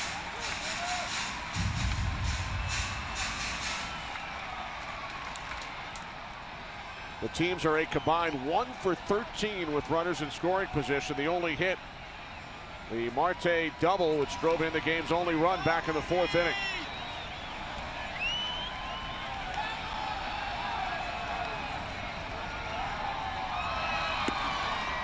Ball 1 to Escobar. That's a pretty good curveball. And Escobar's been very good as far as batting average on high pitches this year. 375 on high pitches. But also very solid, 314 on off-speed pitches. But it's a difficult matchup, even though he's thrown the ball well against, Bauer has against Escobar today. This is one of those matchups, though. It's a difficult one for him.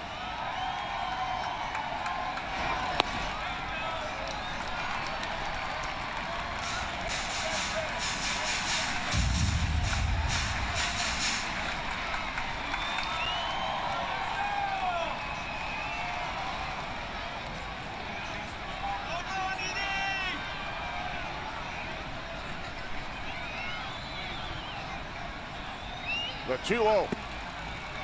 Now 2-1.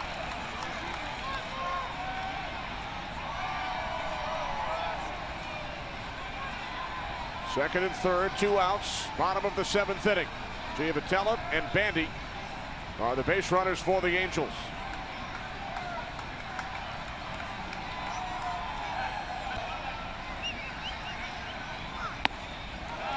Ball 3. Good life in that fastball still for Bauer. That's the 95-mile-an-hour fastball upstairs.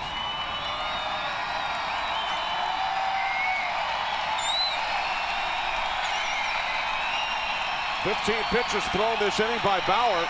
That is his high for an inning in tonight's game.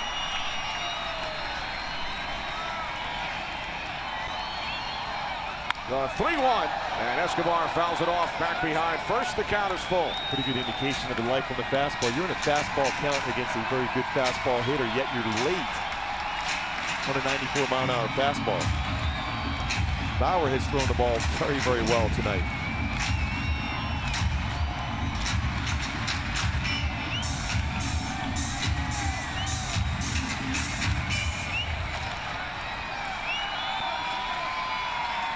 Does Bauer have enough trust in Jimenez to block a breaking ball in the dirt? This would be the time to try to snap that curveball off to get a swing and miss in the dirt. Ball 4. Bases loaded. First walk issued by Bauer tonight.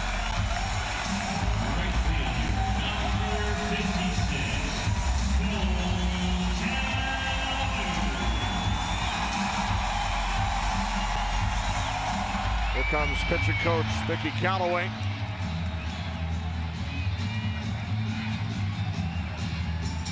Doing a very good job with this pitching staff with great young arms.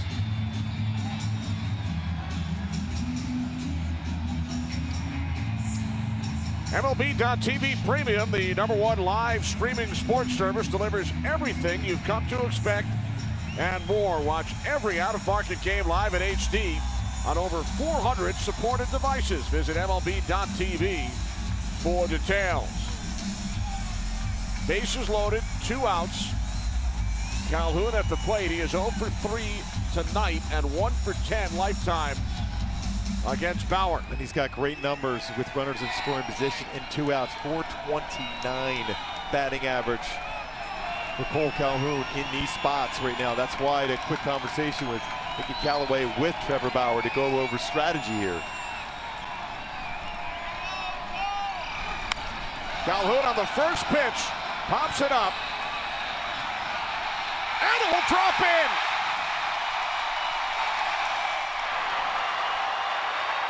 Two-run score. Angels lead 3-0. Just a well-placed fly ball by Cole Calhoun, again coming through for the Angels with runners in scoring position and 2 outs. Fastball off the plate, good movement at 93. Certainly did not square it up, but you can see exactly where Ramirez is playing, how far he would have to go to even get close to that baseball. Unable to do so as that falls in, drives in 2. And Bauer, this inning, really hasn't given up no distance as far as any of these hits, yet 2 runs scored.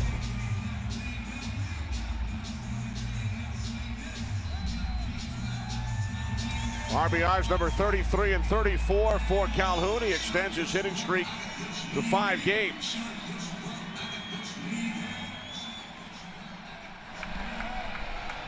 Mike Trout, 2 for 3.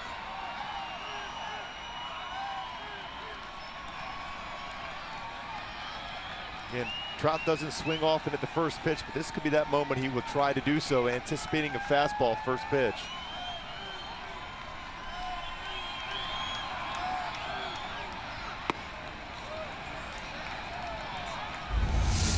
Look how far he had to go there, Ramirez, right here, right there, and how far he has to go to be able to try to track down that baseball into left field. As good as he's played in that position, that's an extremely long distance to be able to try to track that ball down where he was playing defensively. 0-2 on Trout.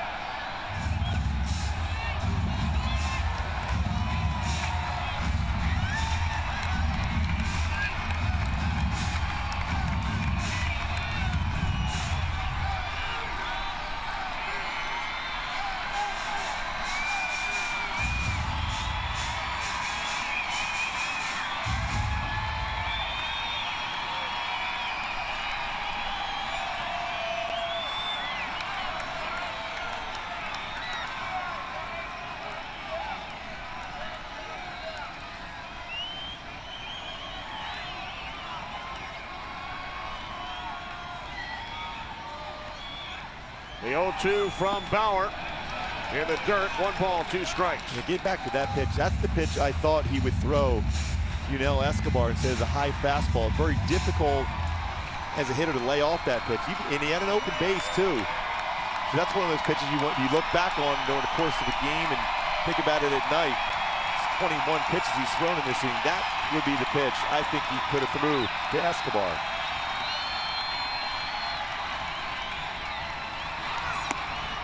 Two and 2.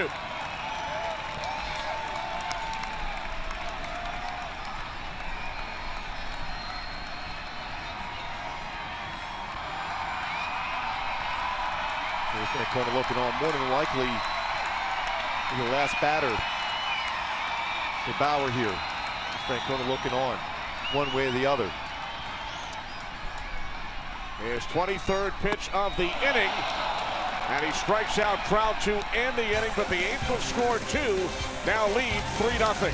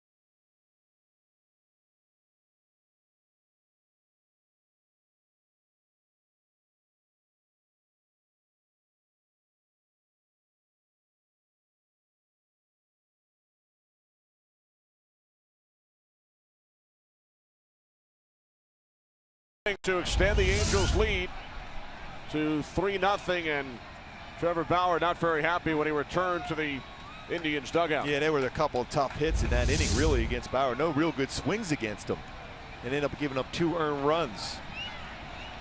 Don't blame him. Showing some fire there going into that dugout.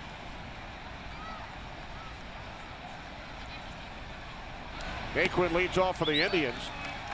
Is that similar to the fire that Terry Francona showed after facing you?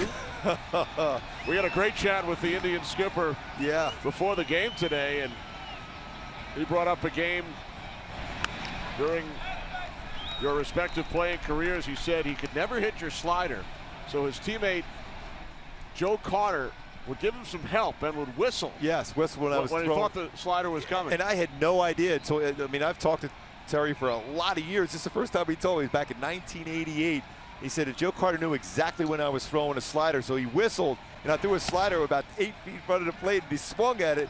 And Joe Carter, I said, why'd you swing at it? Well, you said a slider was coming. I was anticipating, so I just swung at it. So I guess the signal from Joe Carter did not help. No, thankfully. Francona was a solid player himself. It's funny how you always remember those things, both the hitter and the pitcher. Strikeout number 11 for Matt Shoemaker, one shy of matching his career high. Our game summary presented by Budweiser. Shoemaker has gone 7 1/3. His streak of 49 straight strikeouts without a walk ended in the 7th inning.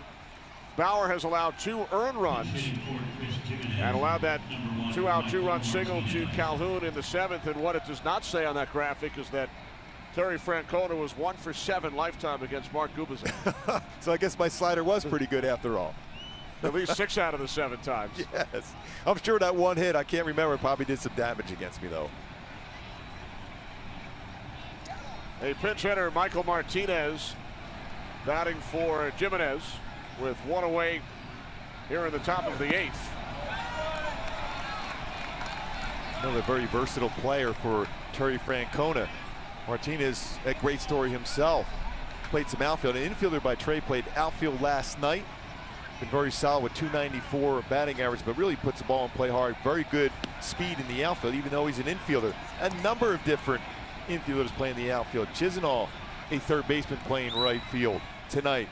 Versatile players, that's what Terry Francona needs for this team to be successful. The former Philly and Pirate. The 1-1 to Martinez, now 2 balls, 1 strike. Trevor Bauer back on the bench.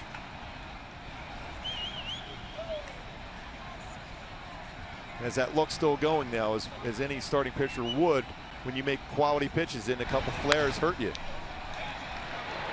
Pujols to the bag for out number 2.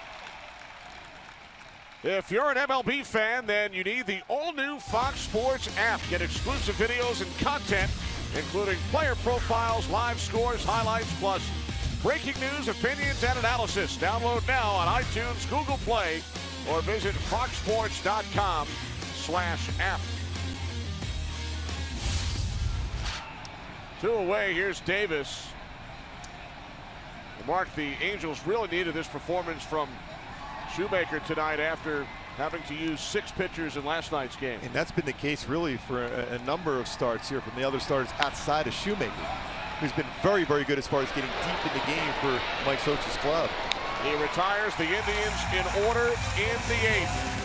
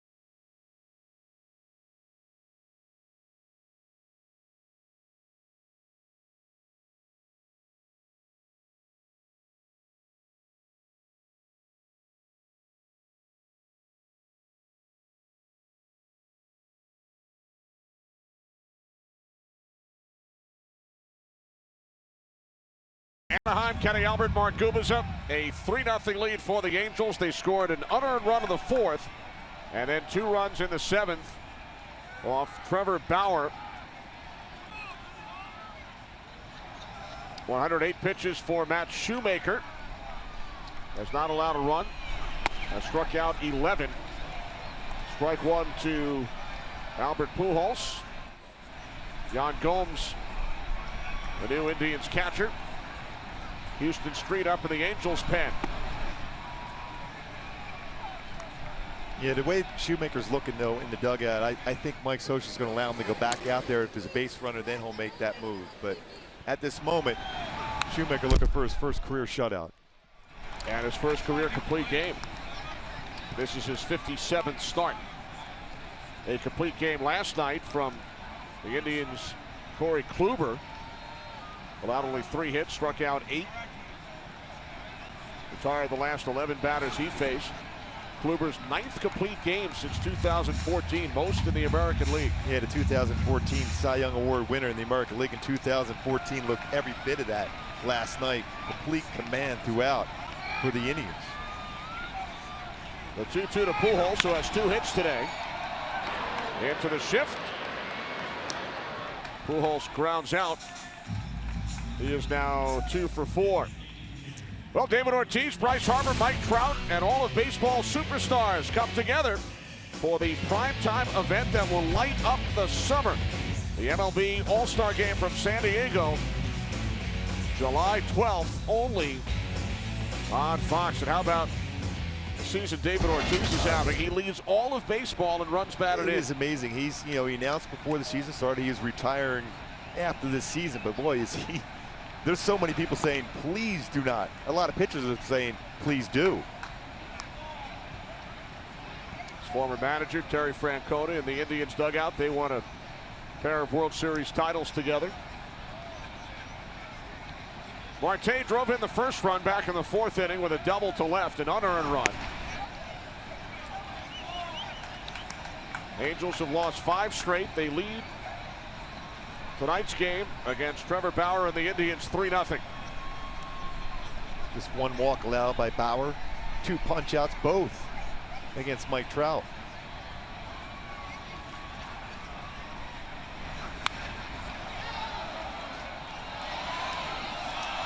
Trout, Pujols, Marte, 3-4-5 in the Angels' order.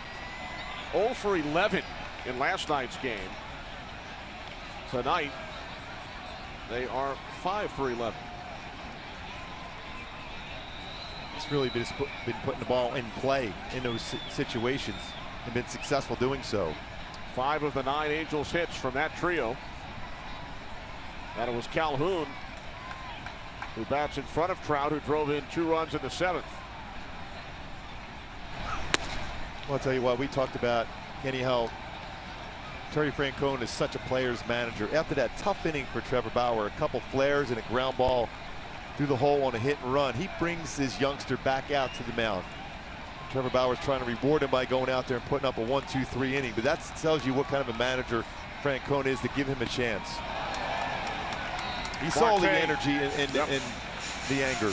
Marte down on strikes. Time for a game break. Kevin Burkhardt. Kevin.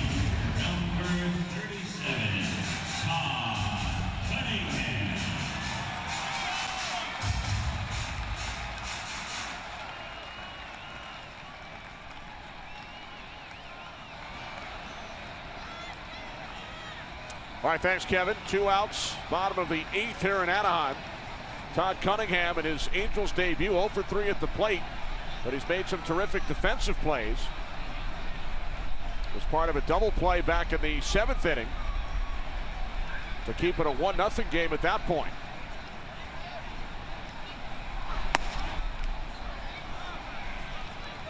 Looking ahead, the Indians will have Kipnis, Ramirez, and Napoli due up in the 9th.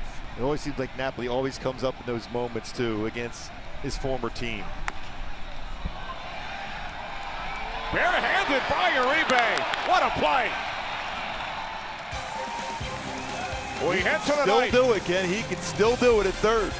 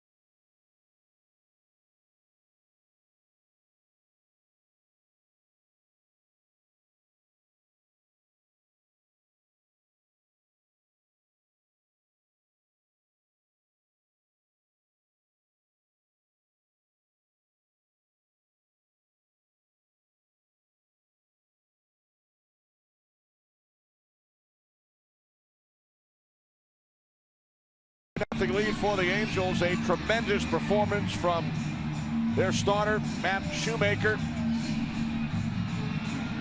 His night is over. Houston Street, the Angels' closer, with 321 career saves. He's tied for 17th all-time with the ex-Indian Jose Mesa. So an opportunity for number 322.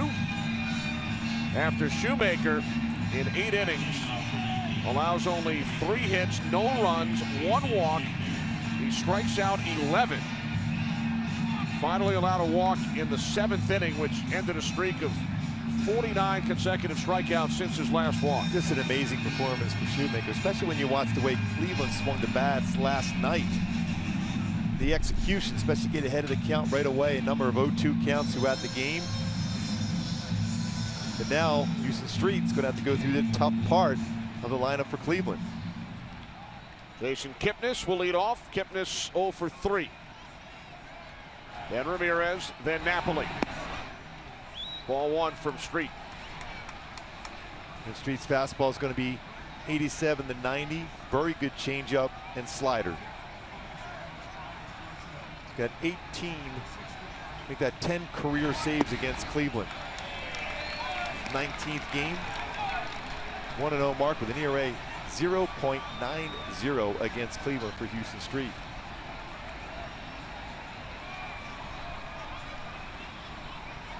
A 1-1. Now 2 balls, 1 strike.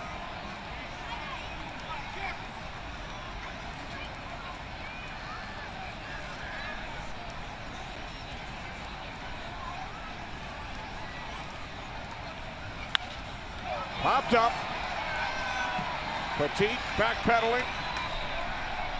1 out. It looks like they put Brandon Ryan in at shortstop. Gregorio Petit over to second base. So it's Ryan who makes the play. Something Mike Scioscia does quite a bit, especially with Brandon Ryan with his glove. What he's been able to do throughout his career, fielding in that shortstop position. Petit's been very solid moving over to second base. So with 1 out, here's Ramirez. He is 1 for 3 tonight, singled back in the 4th inning.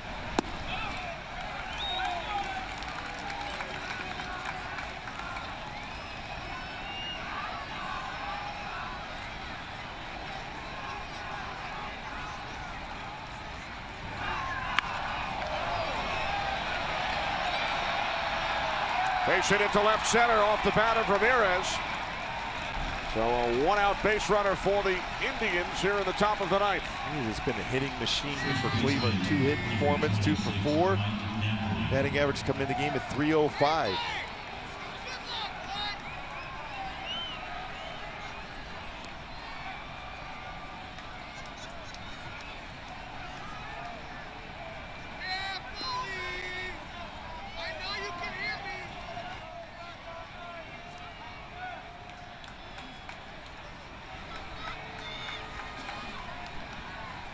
Mike Napoli 1 for 3. Single back in the 7th inning. 1 out, top of the 9th. Angels with a 3-0 lead.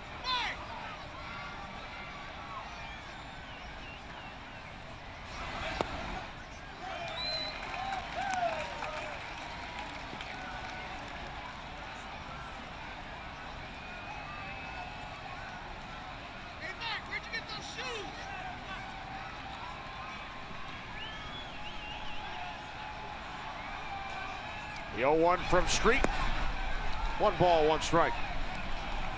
We go back to this game right now, especially early part when it was a 1-0 lead for the Angels. Napoli's decision to try to tag up against Cunningham on that fly ball in left field, and a perfect throw from Cunningham, doubling him up at third base. Really the difference in this game. And then that single that drove in 2 for Calhoun after that.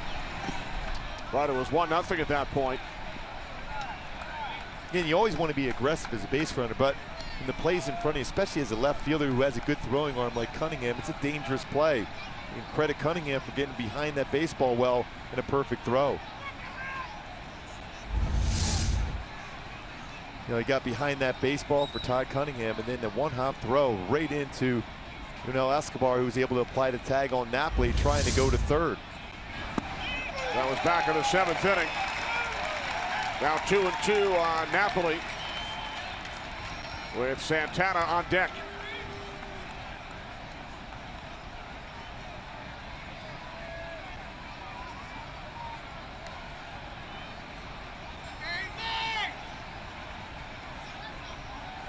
Ramirez, the runner on first with 1 out.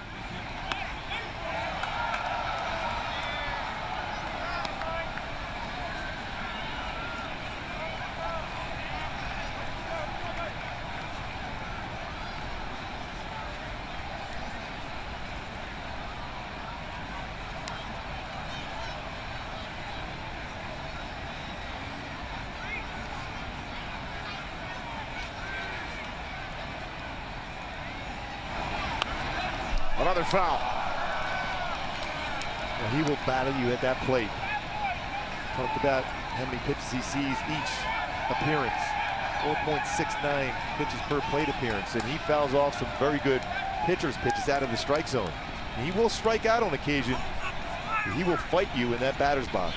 We have seen 22 pitches tonight in his 4 at-bats. Hey, Mike, let's go, Mike!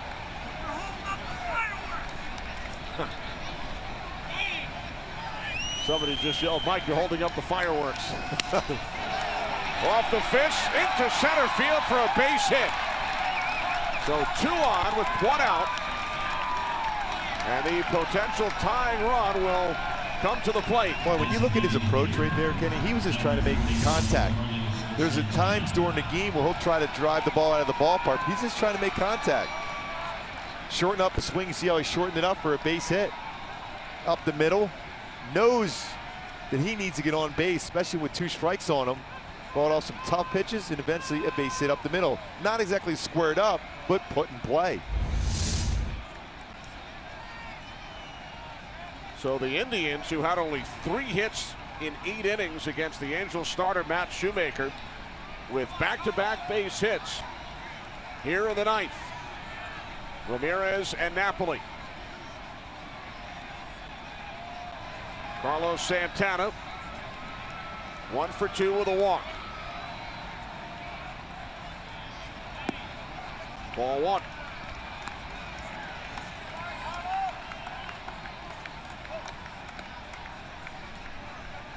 Houston Street retired the first batter of the inning, Jason Kipnis. Back-to-back singles by Ramirez and Napoli. The 1-0 from Street, 1-1. There's a real good changeup. Santana looking for a fastball. Thought he would get that in a 1-0 count.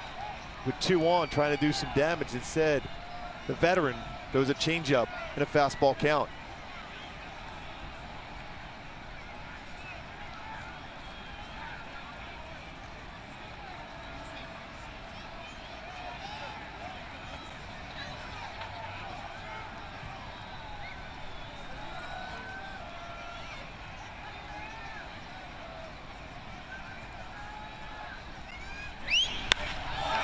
Santana with a drive, deep right field.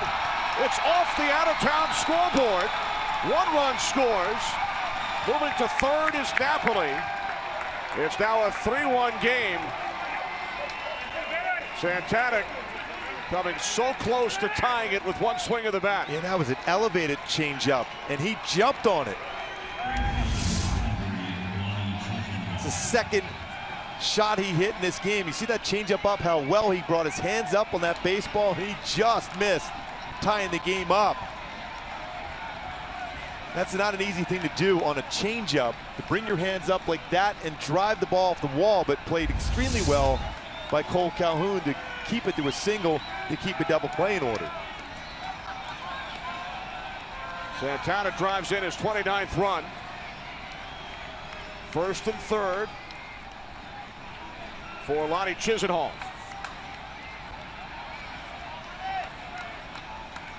3 consecutive base hits off the closer, Houston Street.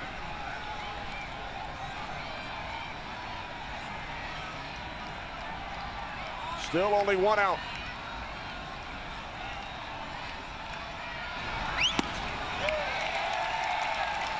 This is exactly why this Cleveland club is so special. They don't give up. Shoemaker threw in an unbelievable game against them, but all of a sudden they put themselves in position to not only tie the game but potentially take the lead here.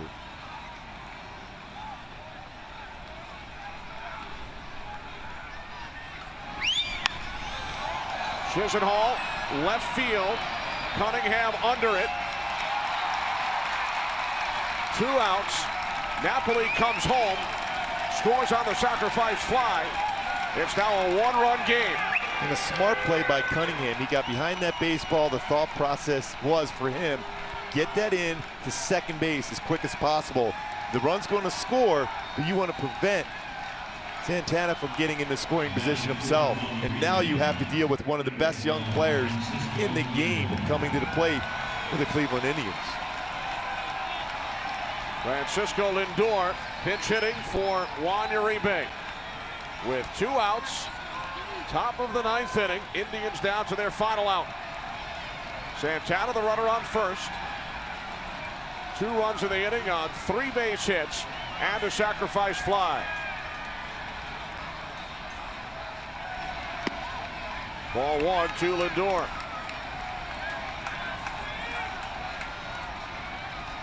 And if you're Cleveland, you're sitting at home, you're thinking, okay, is there a pinch runner potentially for Santana? But with only 3 extra position players on the roster, they've been used now. Santana stays at first base. Right, nobody left. They used Martinez, Gomes, and now Lindor. 1-1.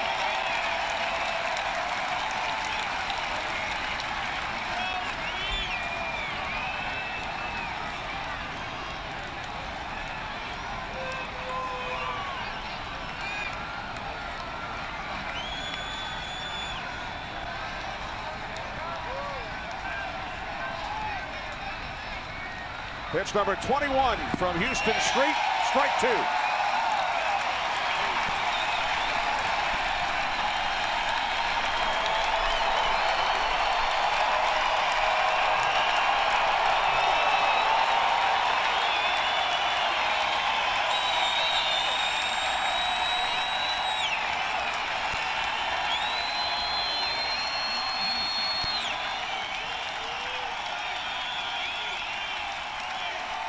The 1-2. 2 balls, 2 strikes. Obviously a position Lindor is not in a whole lot as far as a pinch hitter coming off the bench. Not an easy thing to do as a young hitter, as Trevor Bauer looking on. Terry Francona so far this inning has put himself in position to make this comeback.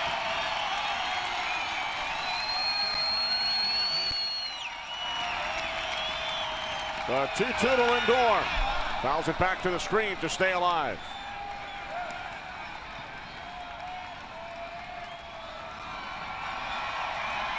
Napoli scored the second Cleveland run this inning.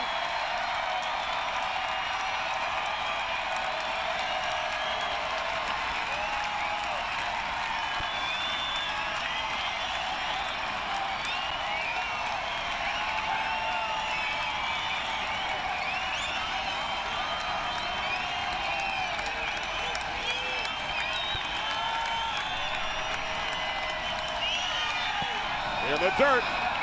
Full count. Good block by Jet Bandy on an off-speed pitch in the dirt, knowing that you want to keep Santana from getting into scoring position now. But a 3-2 count, though, he's able to move. Certainly an advantage for Santana. That pitch, change up in front of the plate, blocked very well by Jet Bandy.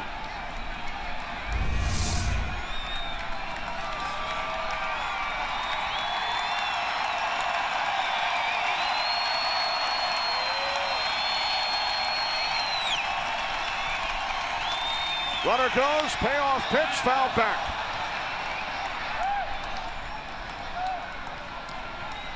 Again, credit the youngster Lindor to get himself in position to get a 3-2 count to allow Santana to be on the move on the pitch.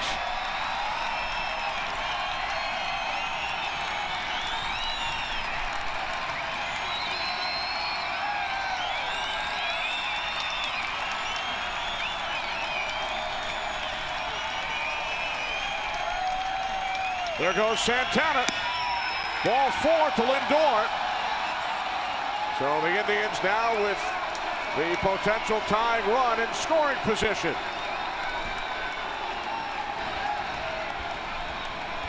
It's a real good at bat for Lindor. The youngster did not chase that fastball off the outside part of the plate.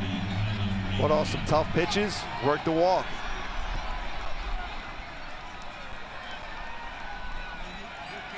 In his first pinch hit at bat of the season. Again, not easy to do, especially when you're a young hitter. You're going to be aggressive, you're going to be swinging early in the count. Ends up working a walk. So the Indians stay alive. They've scored 2 runs in the inning on 3 hits. First and second with Naquin at the plate. 0 for 3. He has struck out twice.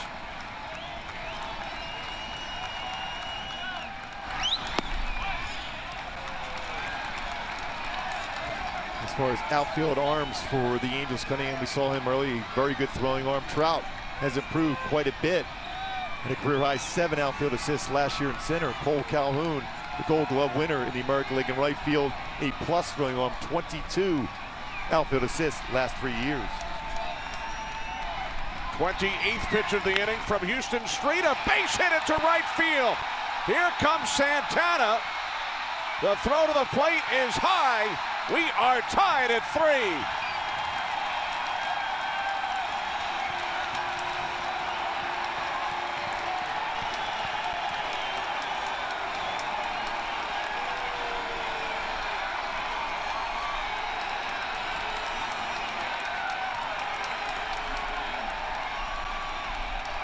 Houston Street, the closer, came on with a 3-0 lead. He retired the first batter of the inning.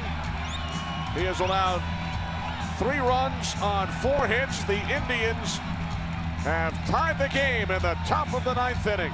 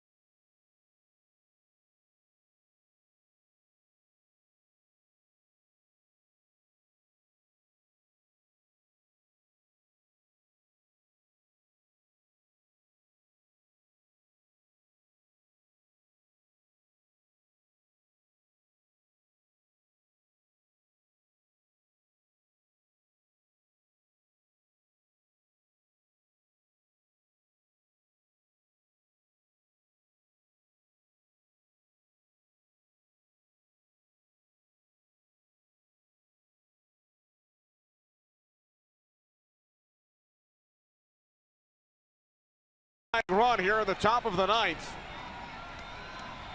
The Indians score 3 off closer Houston Street. He's replaced by Fernando Salas. With Yan Gomes at the plate, runners on second and third. On the first pitch, Gomes pops it up.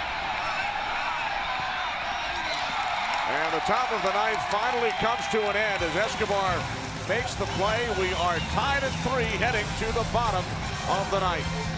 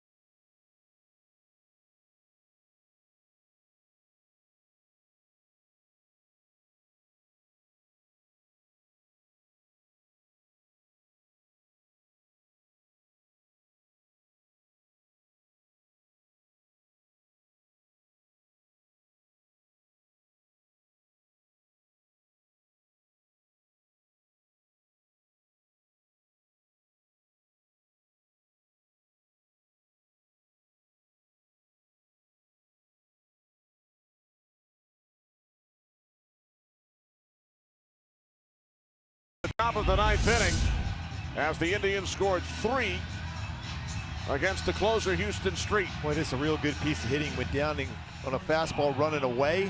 Went out and got it and hooked it in the hole between second and first. Again, throughout that entire inning for Cleveland, very good swings, putting the ball in play, and eventually tying it up on that base hit right there. Tyler Naquin, great at bat. Ryan Shaw will make his 29th appearance out of the Indians' pen. Lindor remains in the game at shortstop. Ramirez moves to third. Brendan Ryan batting for the first time, and he takes ball 1 from Shaw. Yeah, Shaw will throw a slider and cut fastball. A lot of cut fastball. It's going to be 91 to 94 range. Occasional split finger fastball.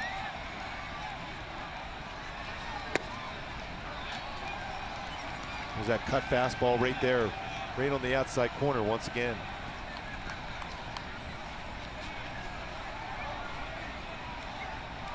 Ryan without a hit, he is 0 for 12.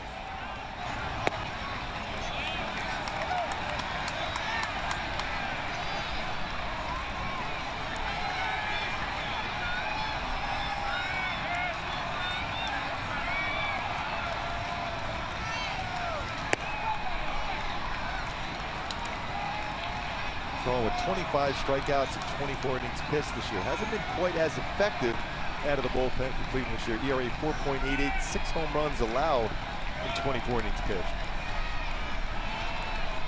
Tied at 3, bottom of the ninth in Anaheim. Angels had a 3-0 lead with 1 out in the top half of the inning.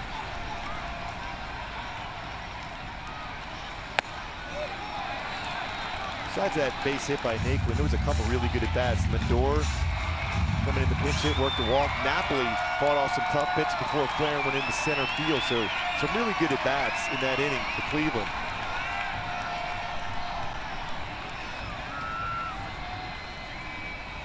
Payoff pitch from Shaw, and a base hit off the bat of Ryan into center field to start the inning.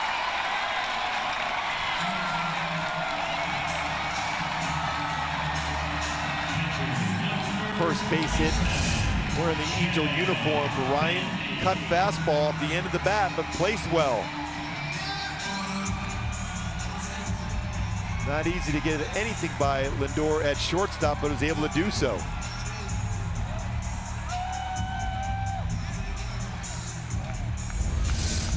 So the leadoff man on for the Angels here in the bottom of the ninth.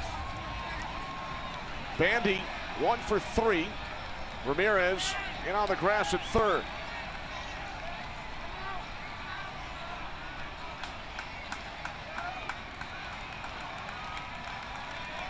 Bandy singled, came around to score back in the 7th inning.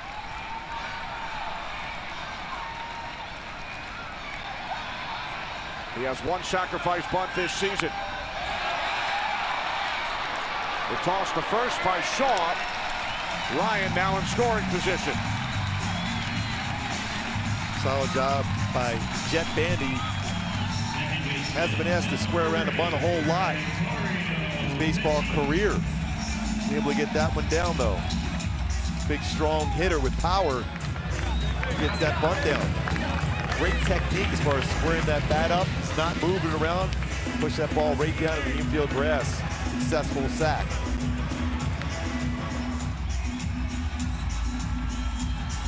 So Ryan takes his leadoff second, 1 out. Here's Petit. He is 1 for 3.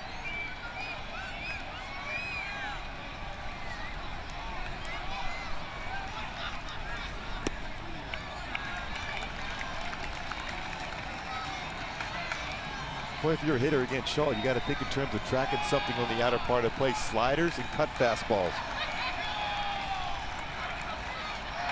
You try to pull anything against him, it's going to be a very difficult at bat.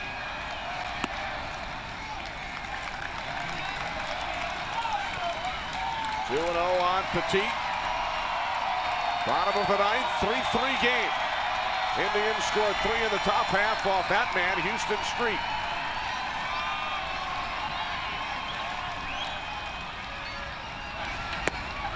Fastball in for a called strike, 2-1.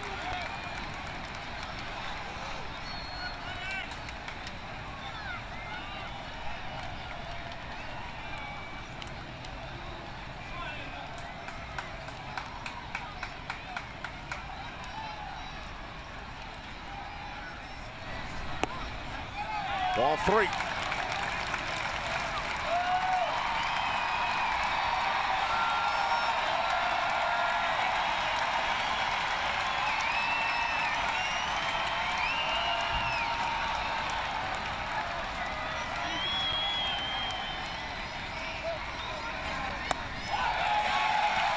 Petit draws a walk. Angels with runners on first and second with 1 out. Francona looking on. You always hear Calhoun Trout pulls as far as the Angels in these key spots, but Escobar's hit the ball as well as anybody on this team this entire season. Again, that swing he has on a cup fastball away should play in that swing path he has and creates hit the ball to right center field. 6 career walk-off hits for Escobar. 0 for 3 with a walk tonight. Runners on first and second. Ryan at second, and Petit over at first.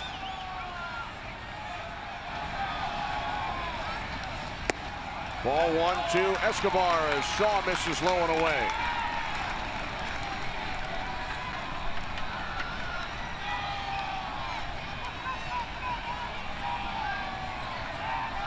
Trout looming. Calhoun on deck. Then Trout.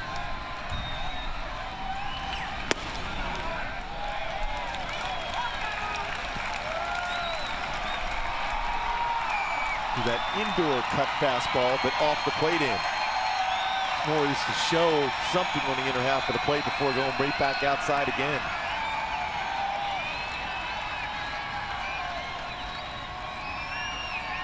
(2-0) from Shaw. Bounce foul back behind third.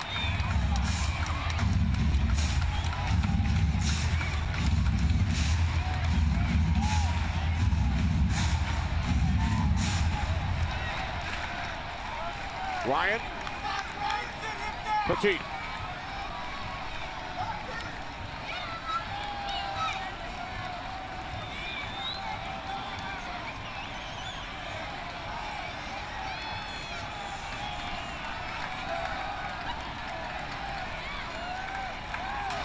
Got 2-1. Escobar fouls it off. Now 2-2.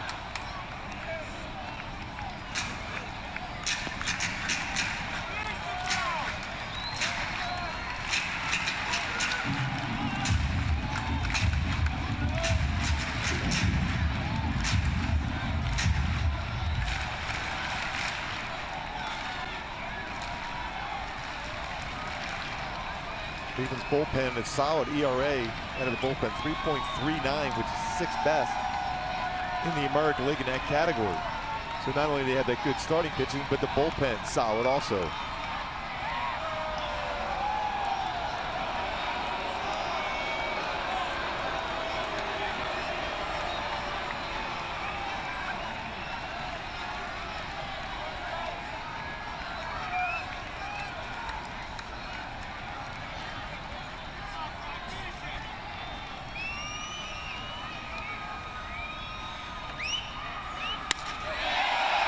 A bloop, right center.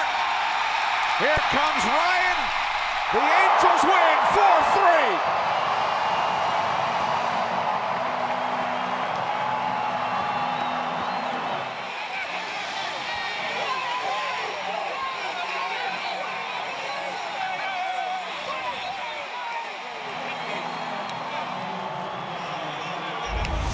4-3. Boy, it's kind of apropos the way the Angels have scored some runs in this game. Off the end of the bat, a cut fastball breaks the bat and flares it into the outfield for a walk-off hit. Escobar just put it in play and brings home Brendan Ryan, who picked up his first hit as an Angel, scores the winning run.